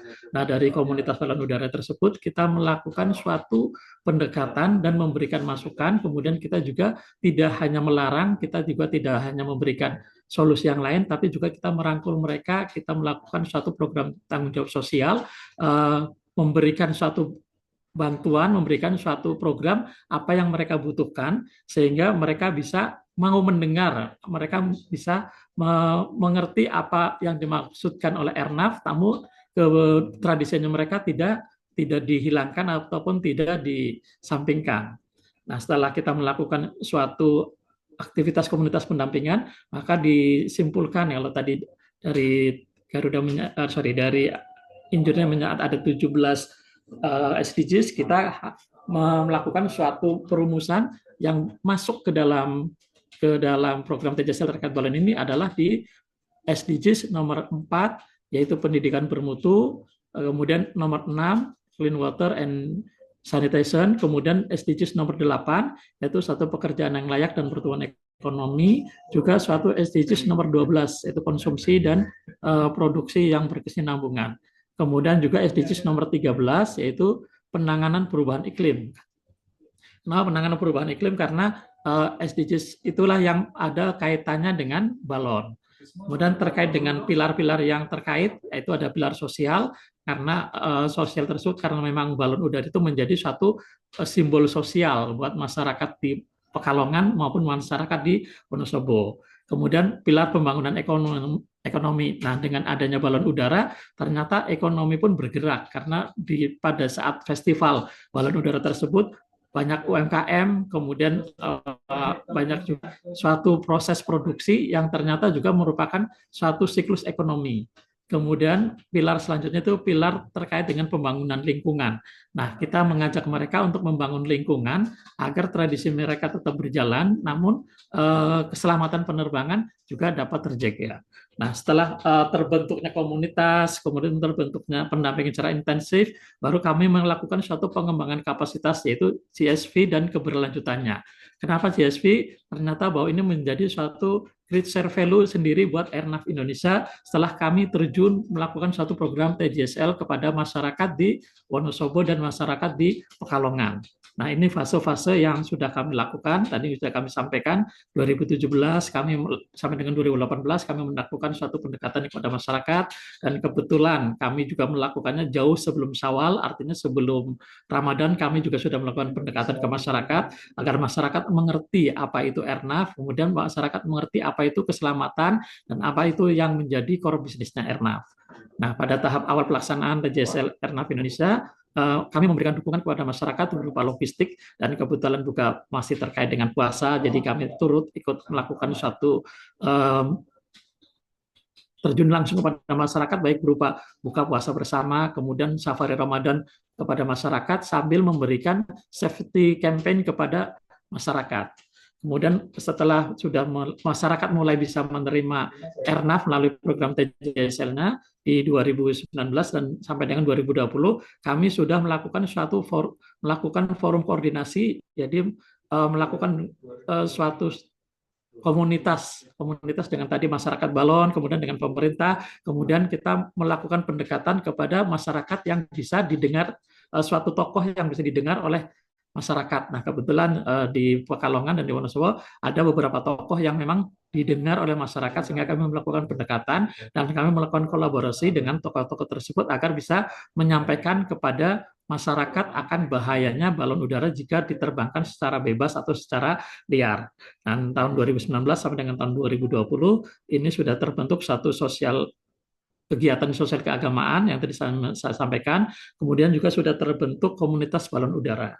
Nah, di tahun 2021-2020 kami juga lebih mengintensifkan program TJSL, yaitu dengan memberikan pelatihan teknis, dan bahkan kami juga justru mendukung mereka dalam membuat balon udara yang tadinya hanya polos, kita memberikan suatu pelatihan batik, kemudian suatu pelatihan lukis di balon udara, sehingga balon udara yang diterbangkan bisa menjadi lebih beragam dan lebih menarik untuk ditonton oleh masyarakat, dan kita melakukan suatu festival. Bahkan kami mendukung mereka tidak hanya menerbangkan, tapi dilakukan suatu festival di mana Airnav pada awalnya full mensupport mereka, mulai dari penyediaan balon, kemudian penyediaan hadiah, penyediaan apa yang bisa menarik, door prize dan lain-lain untuk masyarakat, sehingga masyarakat sudah mulai mengenal, di mana ada balon udara di situ ada Airnav Indonesia, atau ada Airnav Indonesia di situ ada balon udara. Dan kita mulai sudah bisa diterima oleh masyarakat, sehingga setelah kami sudah bisa diterima oleh masyarakat, kami baru bisa memberikan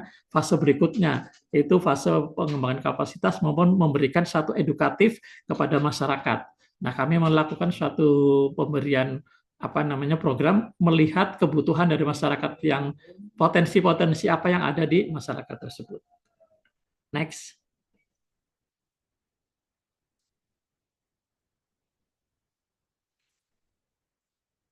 Selanjutnya mungkin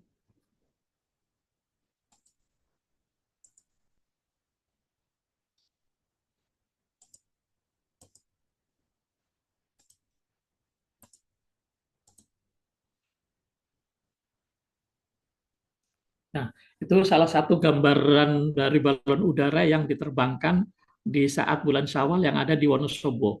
Jadi tidak hanya balon udara kecil ataupun balon udara polos, tapi sudah menjadi suatu bentuk batik kalau di Pekalongan khususnya, kemudian kalau di Wonosobo yaitu menjadi suatu bentuk lukisan ataupun gambar-gambar yang mencerminkan suatu komunitas. Bahkan di terakhir tahun kemarin, tahun 2025, sudah bisa menjadi sesuatu yang menjadi sponsorship ataupun bisa menjadi reklame ataupun bisa menjadi branding buat yang branding suatu perusahaan untuk diterbangkan di dalam balon tersebut.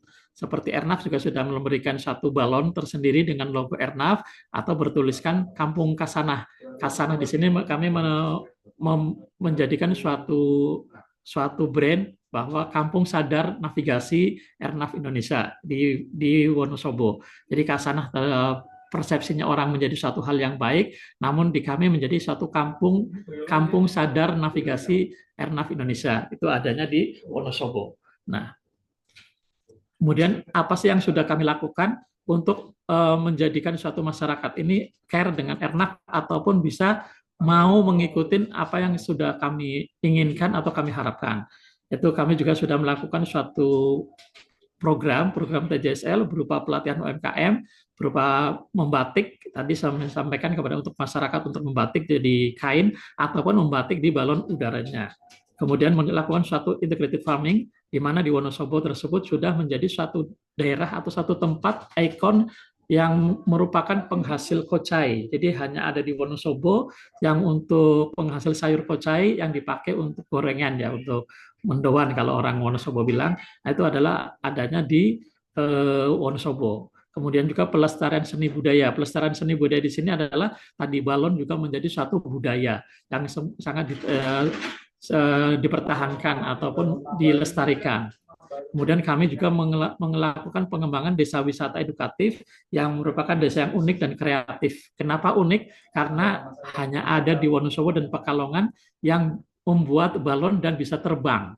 Dan terbangnya ini bukan menjadi dari nitrogen ataupun dari gas yang lain, tapi justru dari asap yang dibakar oleh masyarakat pada pagi hari. Nah, kalau yang di samping balon tersebut itu ada glamping, di mana kami juga memberikan kepada masyarakat di daerah Guntur Madu, di mana dia merupakan suatu tempat tertinggi di Wonosobo, sehingga view-nya sangat bagus, sehingga kami mengembangkan suatu glamping di daerah Guntur Madu tersebut.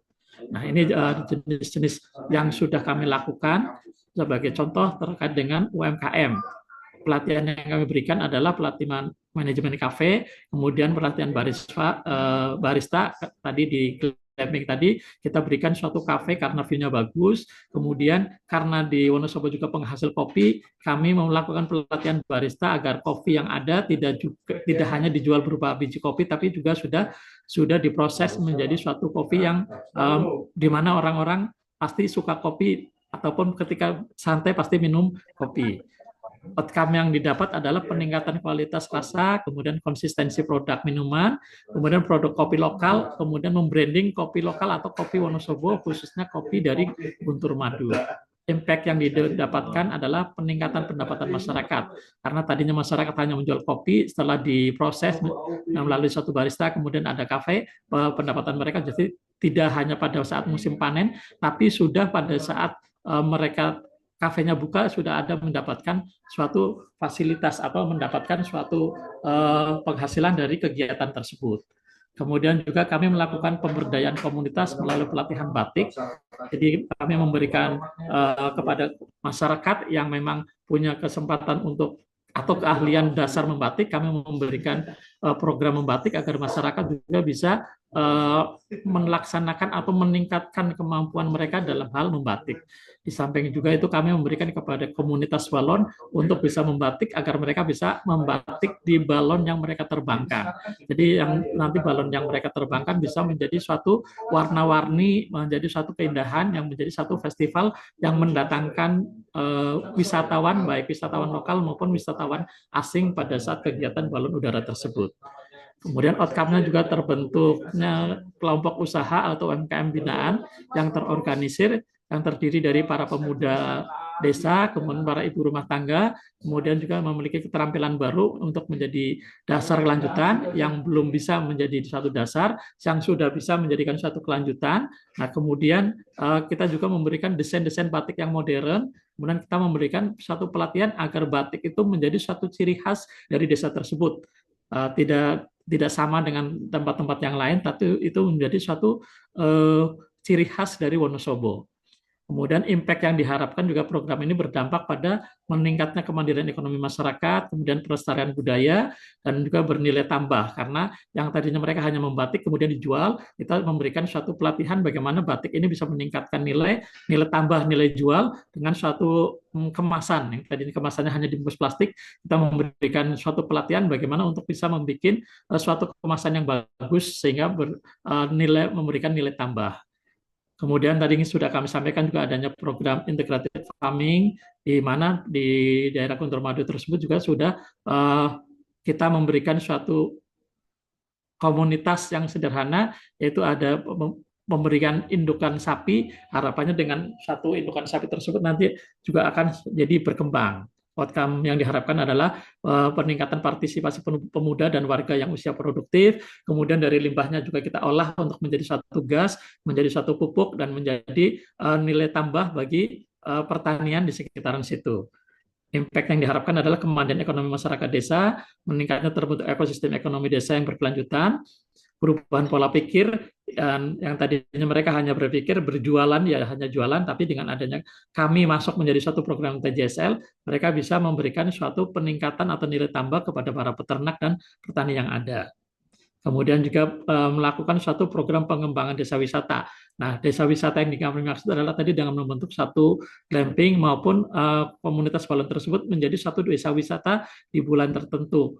Kemudian yang tadinya hanya di bulan Syawal, saat ini festival balon sudah dilaksanakan dalam 1 tahun 4 kali. Selain bulan Syawal, kemudian ada juga di bulan Agustus, kemudian pada saat bulan hari jadinya Kota Wonosobo juga dilaksanakan festival. Jadi saat ini tadinya hanya bulan Syawal, di Wonosobo sudah dilakukan sebanyak 4 kali dalam setahun festival balon tersebut.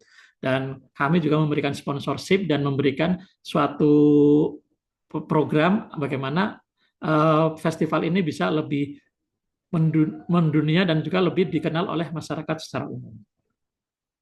Selanjutnya. Jadi di Kampung Kasana ini kami punya tagline bersama Airnav Indonesia, Kampung Kasana sejahtera warganya, hilang balon liarnya, aman penerbangannya.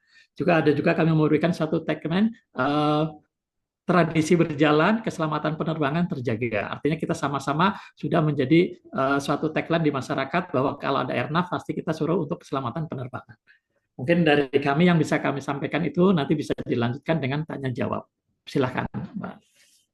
Baik, terima kasih banyak Pak Farhan.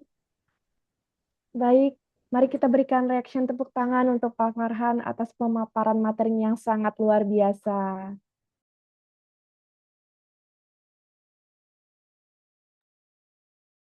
Oke, karena narasumber kita sudah memberikan pemaparan materinya yang sangat luar biasa di masing-masing bidangnya, selanjutnya kita masuk ke sesi Q&A. Nah, saya melihat banyak pertanyaan yang sudah siap untuk dijawab dan juga beberapa sudah dijawab ya oleh narasumber baik dari Pak Anjang dan dan Bu Marta. Namun sebelum itu, sebelum saya membacakan pertanyaan yang nantinya saya pilih, mungkin dari teman-teman semua ada yang ingin mengajukan pertanyaan secara langsung, boleh on mic dan juga on video. Jika ada, boleh menyalakan fitur raise hand-nya. Oke, ada Kak Diah Ayu Asmaraning, dipersilahkan.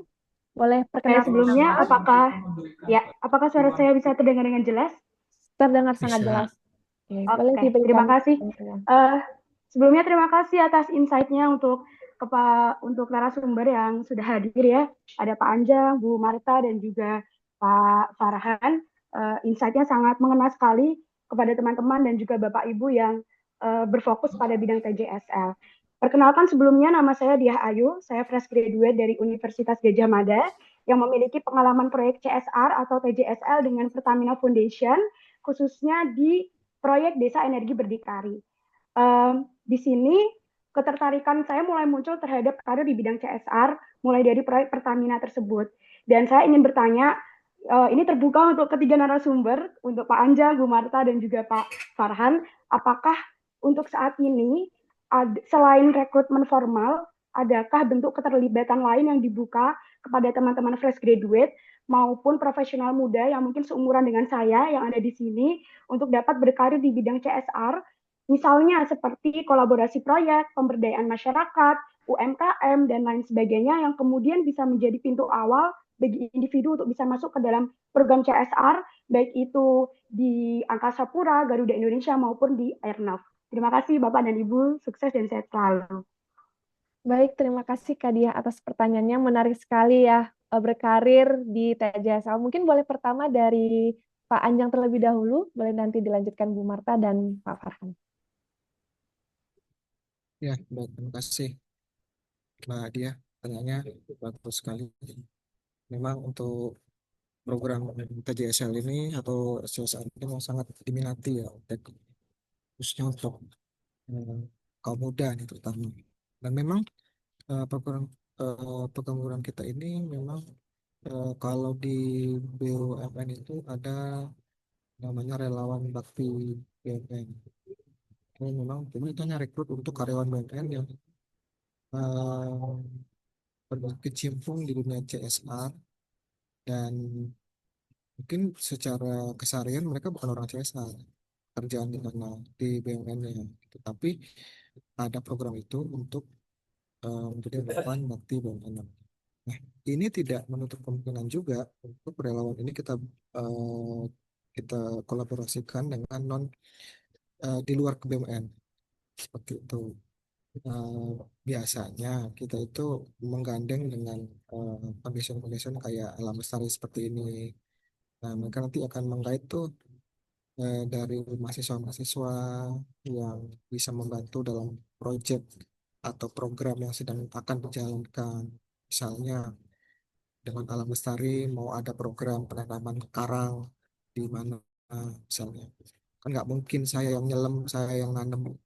Pasti butuh orang nih yang yang punya jiwa lingkungan yang tinggi seperti itu. Nah, biasanya tuh akan di-guide tuh akan dibuka oleh teman-teman dari eh, foundation seperti ini yang akan membantu kami dalam menyalurkan program kita seperti itu. Dan banyak program lain, misalnya jasaan tidak hanya lingkungan aja, tapi ada bencana misalnya.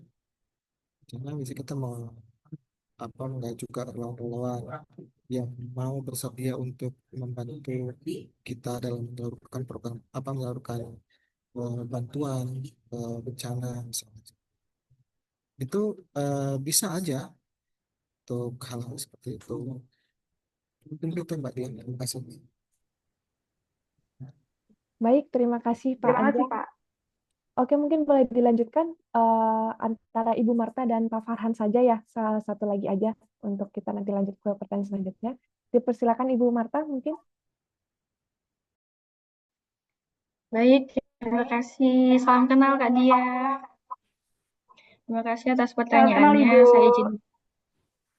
Saya izin menjawab ya. Mungkin kalau untuk di Garuda Indonesia sendiri, yang pada dasarnya kami juga sama-sama BUMN ya, seperti yang tadi Pak Anjang juga infokan. Salah satunya memang bisa melalui relawan bakti BUMN, ataupun yang sekarang memang sedang berlangsung adalah program magang nasional dari Kemenaker itu yang mana pendaftarannya langsung ke Kemenaker dan itu khusus untuk fresh graduate ya. Ditambah untuk background-nya sendiri sih kalau untuk yang ke CSR latar belakang apapun sebetulnya sih bisa. Semuanya tergantung dengan kebutuhan saat ini di masing-masing unit seperti apa. Terlebih di unit CSR itu seperti apa. Seperti itu sih Kak Dia jawabannya dari saya. Terima kasih. Ya, terima kasih kembali Ibu. Baik, terima kasih Kak Diah, terima kasih Pak Anjang dan Bu Marta. Apakah sudah menjawab? Semoga menjawab ya Kak Diah atas pertanyaannya. Oke, selanjutnya mungkin Pak Farhan mungkin boleh menambahkan sedikit. Gimana, bahkan sedikit tadi mungkin sudah disampaikan sama Mbak Marta bahwa memang untuk yang fresh graduate sampai dengan 2 tahun ke belakang kami juga menerima program tersebut, namun untuk penempatannya sesuai dengan bidang masing-masing. Artinya kebetulan belum ada yang di bidang sosial sehingga kami juga belum dapat yang dari fresh graduate tadi. Kemudian kalau yang terkait dengan KKN ataupun magang kami tetap ada dari institut sosial yang lain kadang ikut di tempat kami ataupun penelitian di bidang CSR-nya, TJSL-nya Airnav Indonesia. Ataupun kalau rekrutmen, kalau Airnav memang lebih cenderung di banyak bareng-bareng dengan BUMN, artinya rekrutmen bersama. Kalaupun nanti sudah masuk ke Airnav, kalaupun mau terjun ke TJSL, seperti tadi disampaikan oleh Pak Anjang, kita ada relawan bakti BUMN 1 tahun 2 kali. Itu aja Mbak Neva penambahan. Baik, terima kasih Pak Farhan atas jawabannya. Semoga menjawab pertanyaan Kak Dia. Baik, kita lanjut ke penanya selanjutnya. Ada Kak Yeremi yang sudah raise hand, dipersilahkan. Cek, apakah sudah kedengaran Kak? Sudah terdengar. Oke, mohon izin kepada Ibu Marka, Pak Farhan, sama Pak Anjang. Izin perkenalkan, nama saya Yeremi Van Maisidoruk, asal dari Universitas PGRI Pontianak sebagai mahasiswa. Izin bertanya ke Bu Marta terkait tadi tentang mahasiswa, apa beasiswa.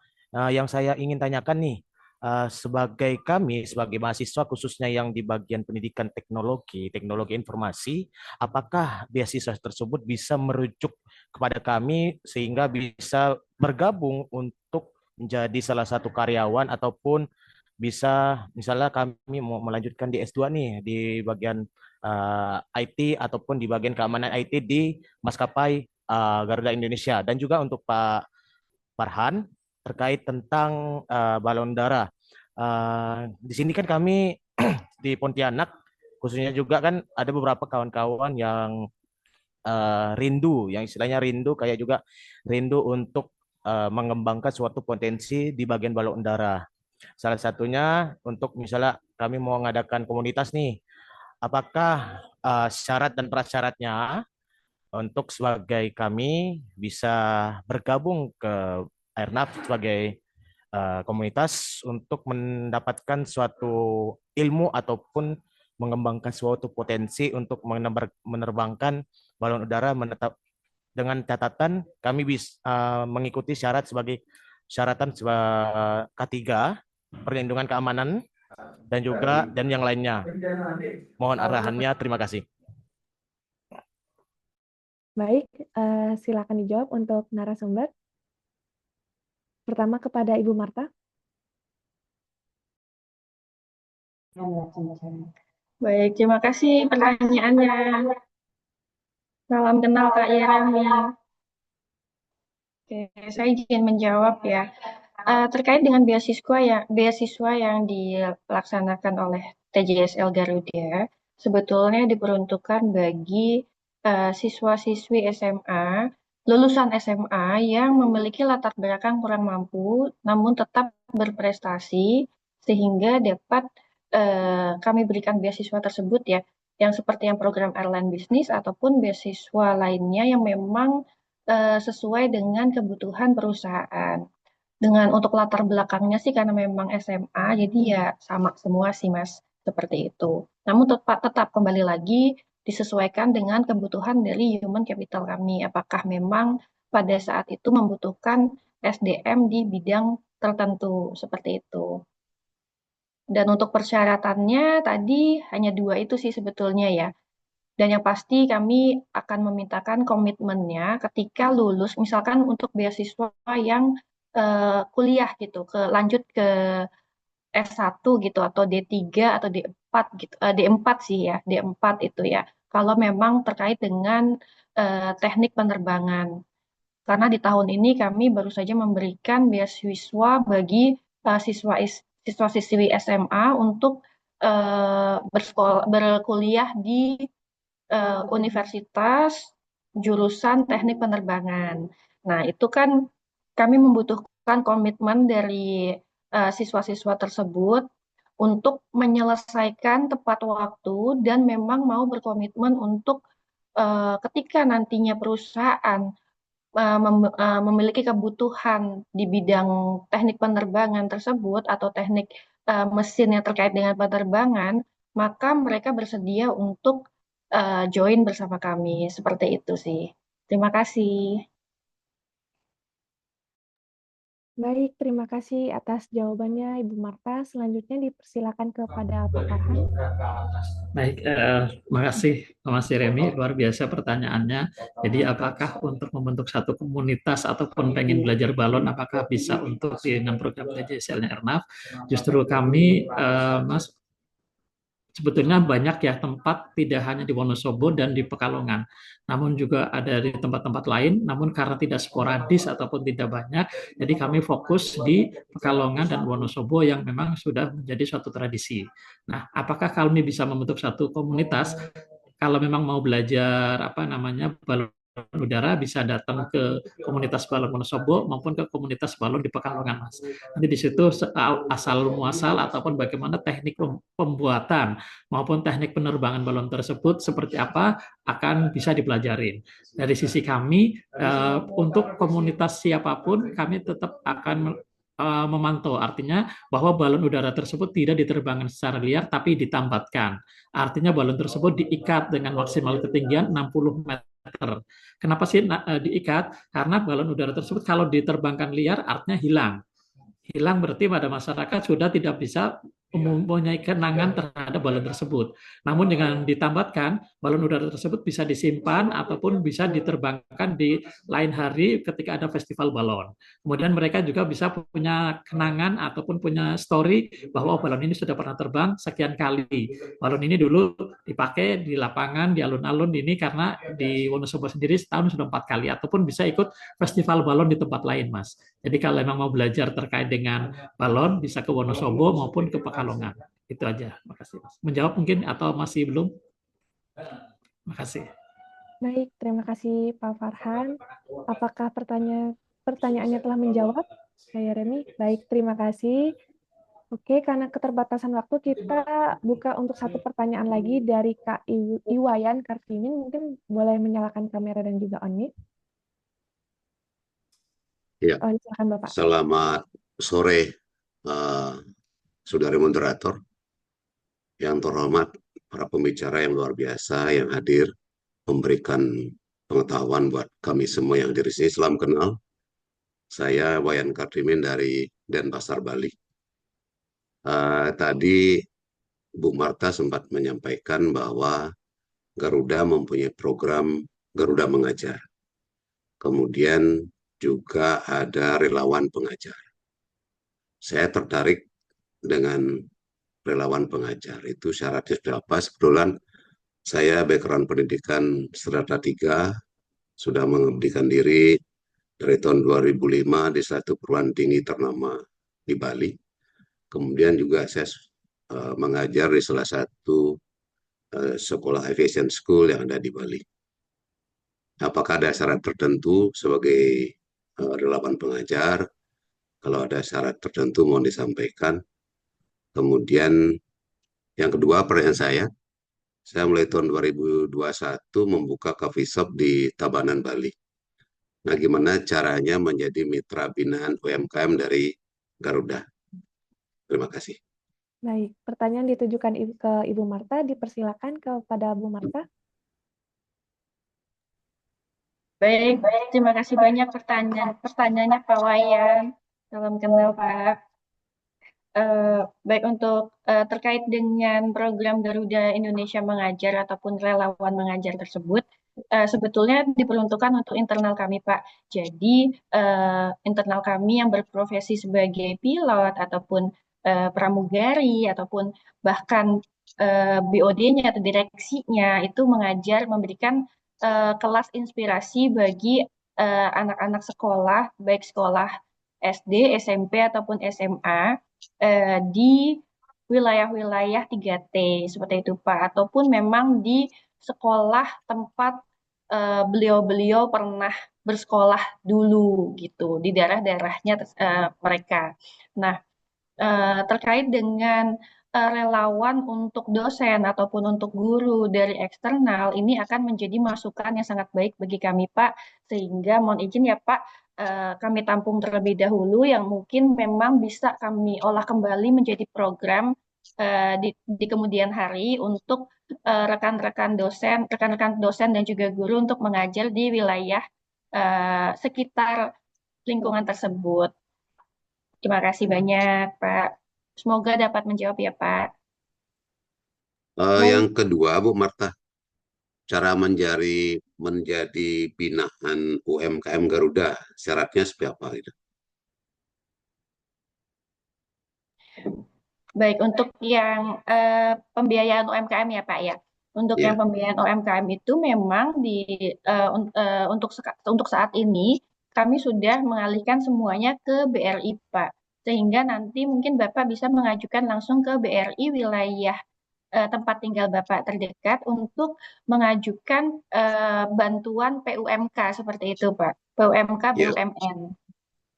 Walaupun PUMK, memang ya. nanti di masing-masing BRI cabang tersebut nggak hanya untuk Garuda aja ya Pak ya, tapi tergantung dari BRI cabang tersebut memegang dari BUMN mana seperti itu Pak.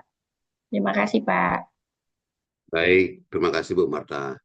baik. Terima kasih Pak Wayan atas pertanyaannya dan terima kasih kepada Bu Marta atas jawabannya. Teman-teman semua, terima kasih atas pertanyaan yang diajukan di kolom chat dan beberapa sudah dijawab oleh narasumber. Namun mohon maaf sekali karena keterbatasan waktu, kita harus mencukupkan sesi Q&A pada sore hari ini. Dan sebelum itu, mari kita dengarkan closing statement dari masing-masing narasumber. Dipersilakan pertama oleh Pak Anjang, dilanjutkan Ibu Marta, dan yang terakhir dari Pak Farhan. Silakan Pak. Terima kasih.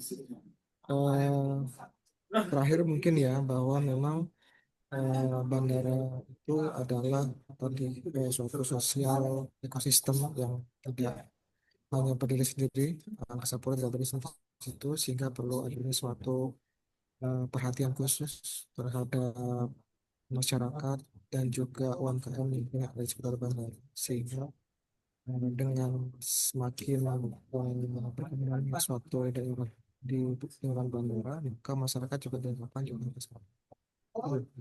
sehingga tadi yang sudah saya sampaikan dalam hal langit masyarakat dan mungkin masyarakat ini. Baik, terima kasih Pak Anjang. Dilanjutkan oleh Ibu Marta. Baik, terima kasih kesempatannya.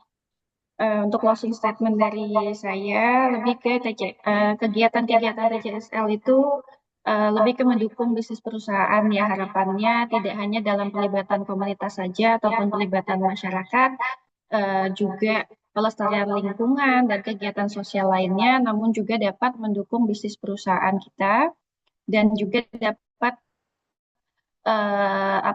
meningkatkan perekonomian ataupun meningkatkan kesejahteraan masyarakat di lingkungan wilayah kerja. Dan semoga diskusi hari ini dapat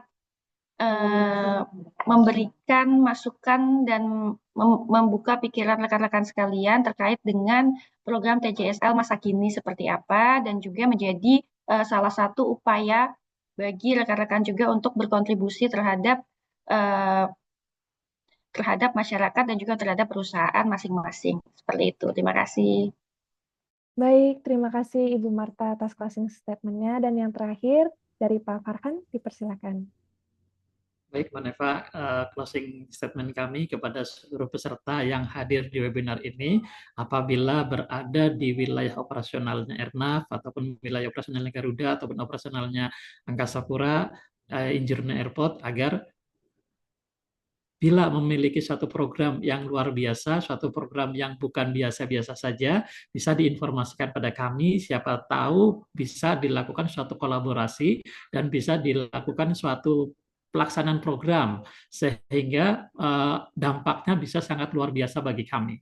Artinya terlihat bahwa peserta tadi adalah sangat anak-anak yang muda, orang-orang yang muda, orang-orang yang sangat semangat dalam hal CSR, dalam hal TJSL. Jadi silahkan bila berada di wilayah operasional kita, di operasional kami, agar siapa tahu ada program yang sangat luar biasa dan bukan biasa-biasa saja, dapat disampaikan pada kami untuk dapat dilakukan kolaborasi ataupun untuk dapat dilakukan suatu pelaksanaan program sehingga output dan outcome-nya menjadi suatu hal yang luar biasa buat Indonesia dan juga buat kami yang ada di sekitaran peserta yang ada di webinar ini.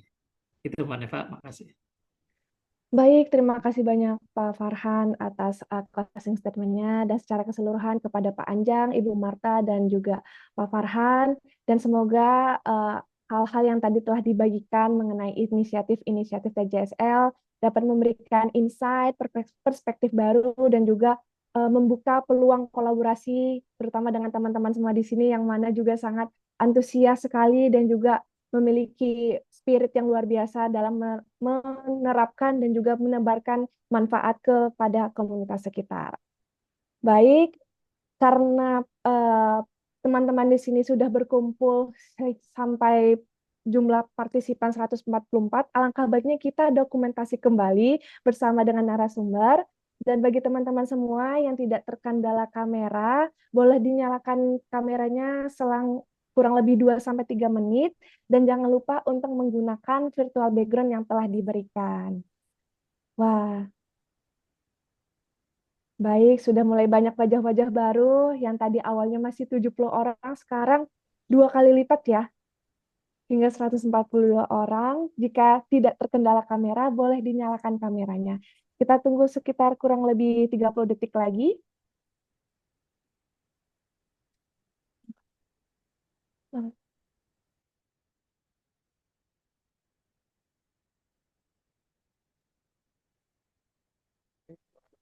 Baik, kita mulai dari slide pertama.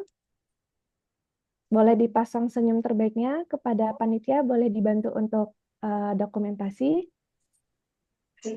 1, 2, 3.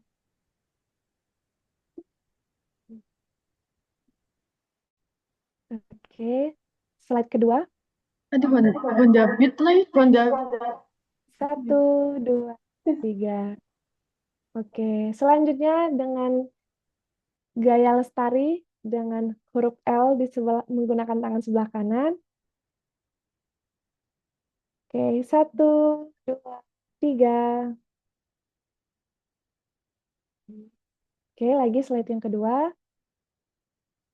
1, 2, 3. Oke, terima kasih Bapak, Ibu, dan teman-teman semua. Baik, terima kasih sekali lagi saya ucapkan kepada Pak Anjang dari Injone Airport, Ibu Marta dari Garuda Indonesia, dan Pak Farhan dari Airnav yang telah berbagi bersama kita di sini. Sukses selalu dan tetap semangat menjalankan program-program ke depannya. Baik, mengingatkan bagi teman-teman semua yang belum mengisi presensi, dipersilakan untuk mengisi presensi melalui link bit.ly/presensi Lestari Talks yang akan nanti dibantu dibagikan oleh panitia. Dan seperti yang saya sebutkan sebelumnya, ada hadiah menarik bagi 3 penanya beruntung. Namun nantinya pertanyaan ini akan kami kurasi terlebih dahulu oleh tim panitia, dan nama-nama yang menang nantinya akan dihubungi oleh panitia setelah acara.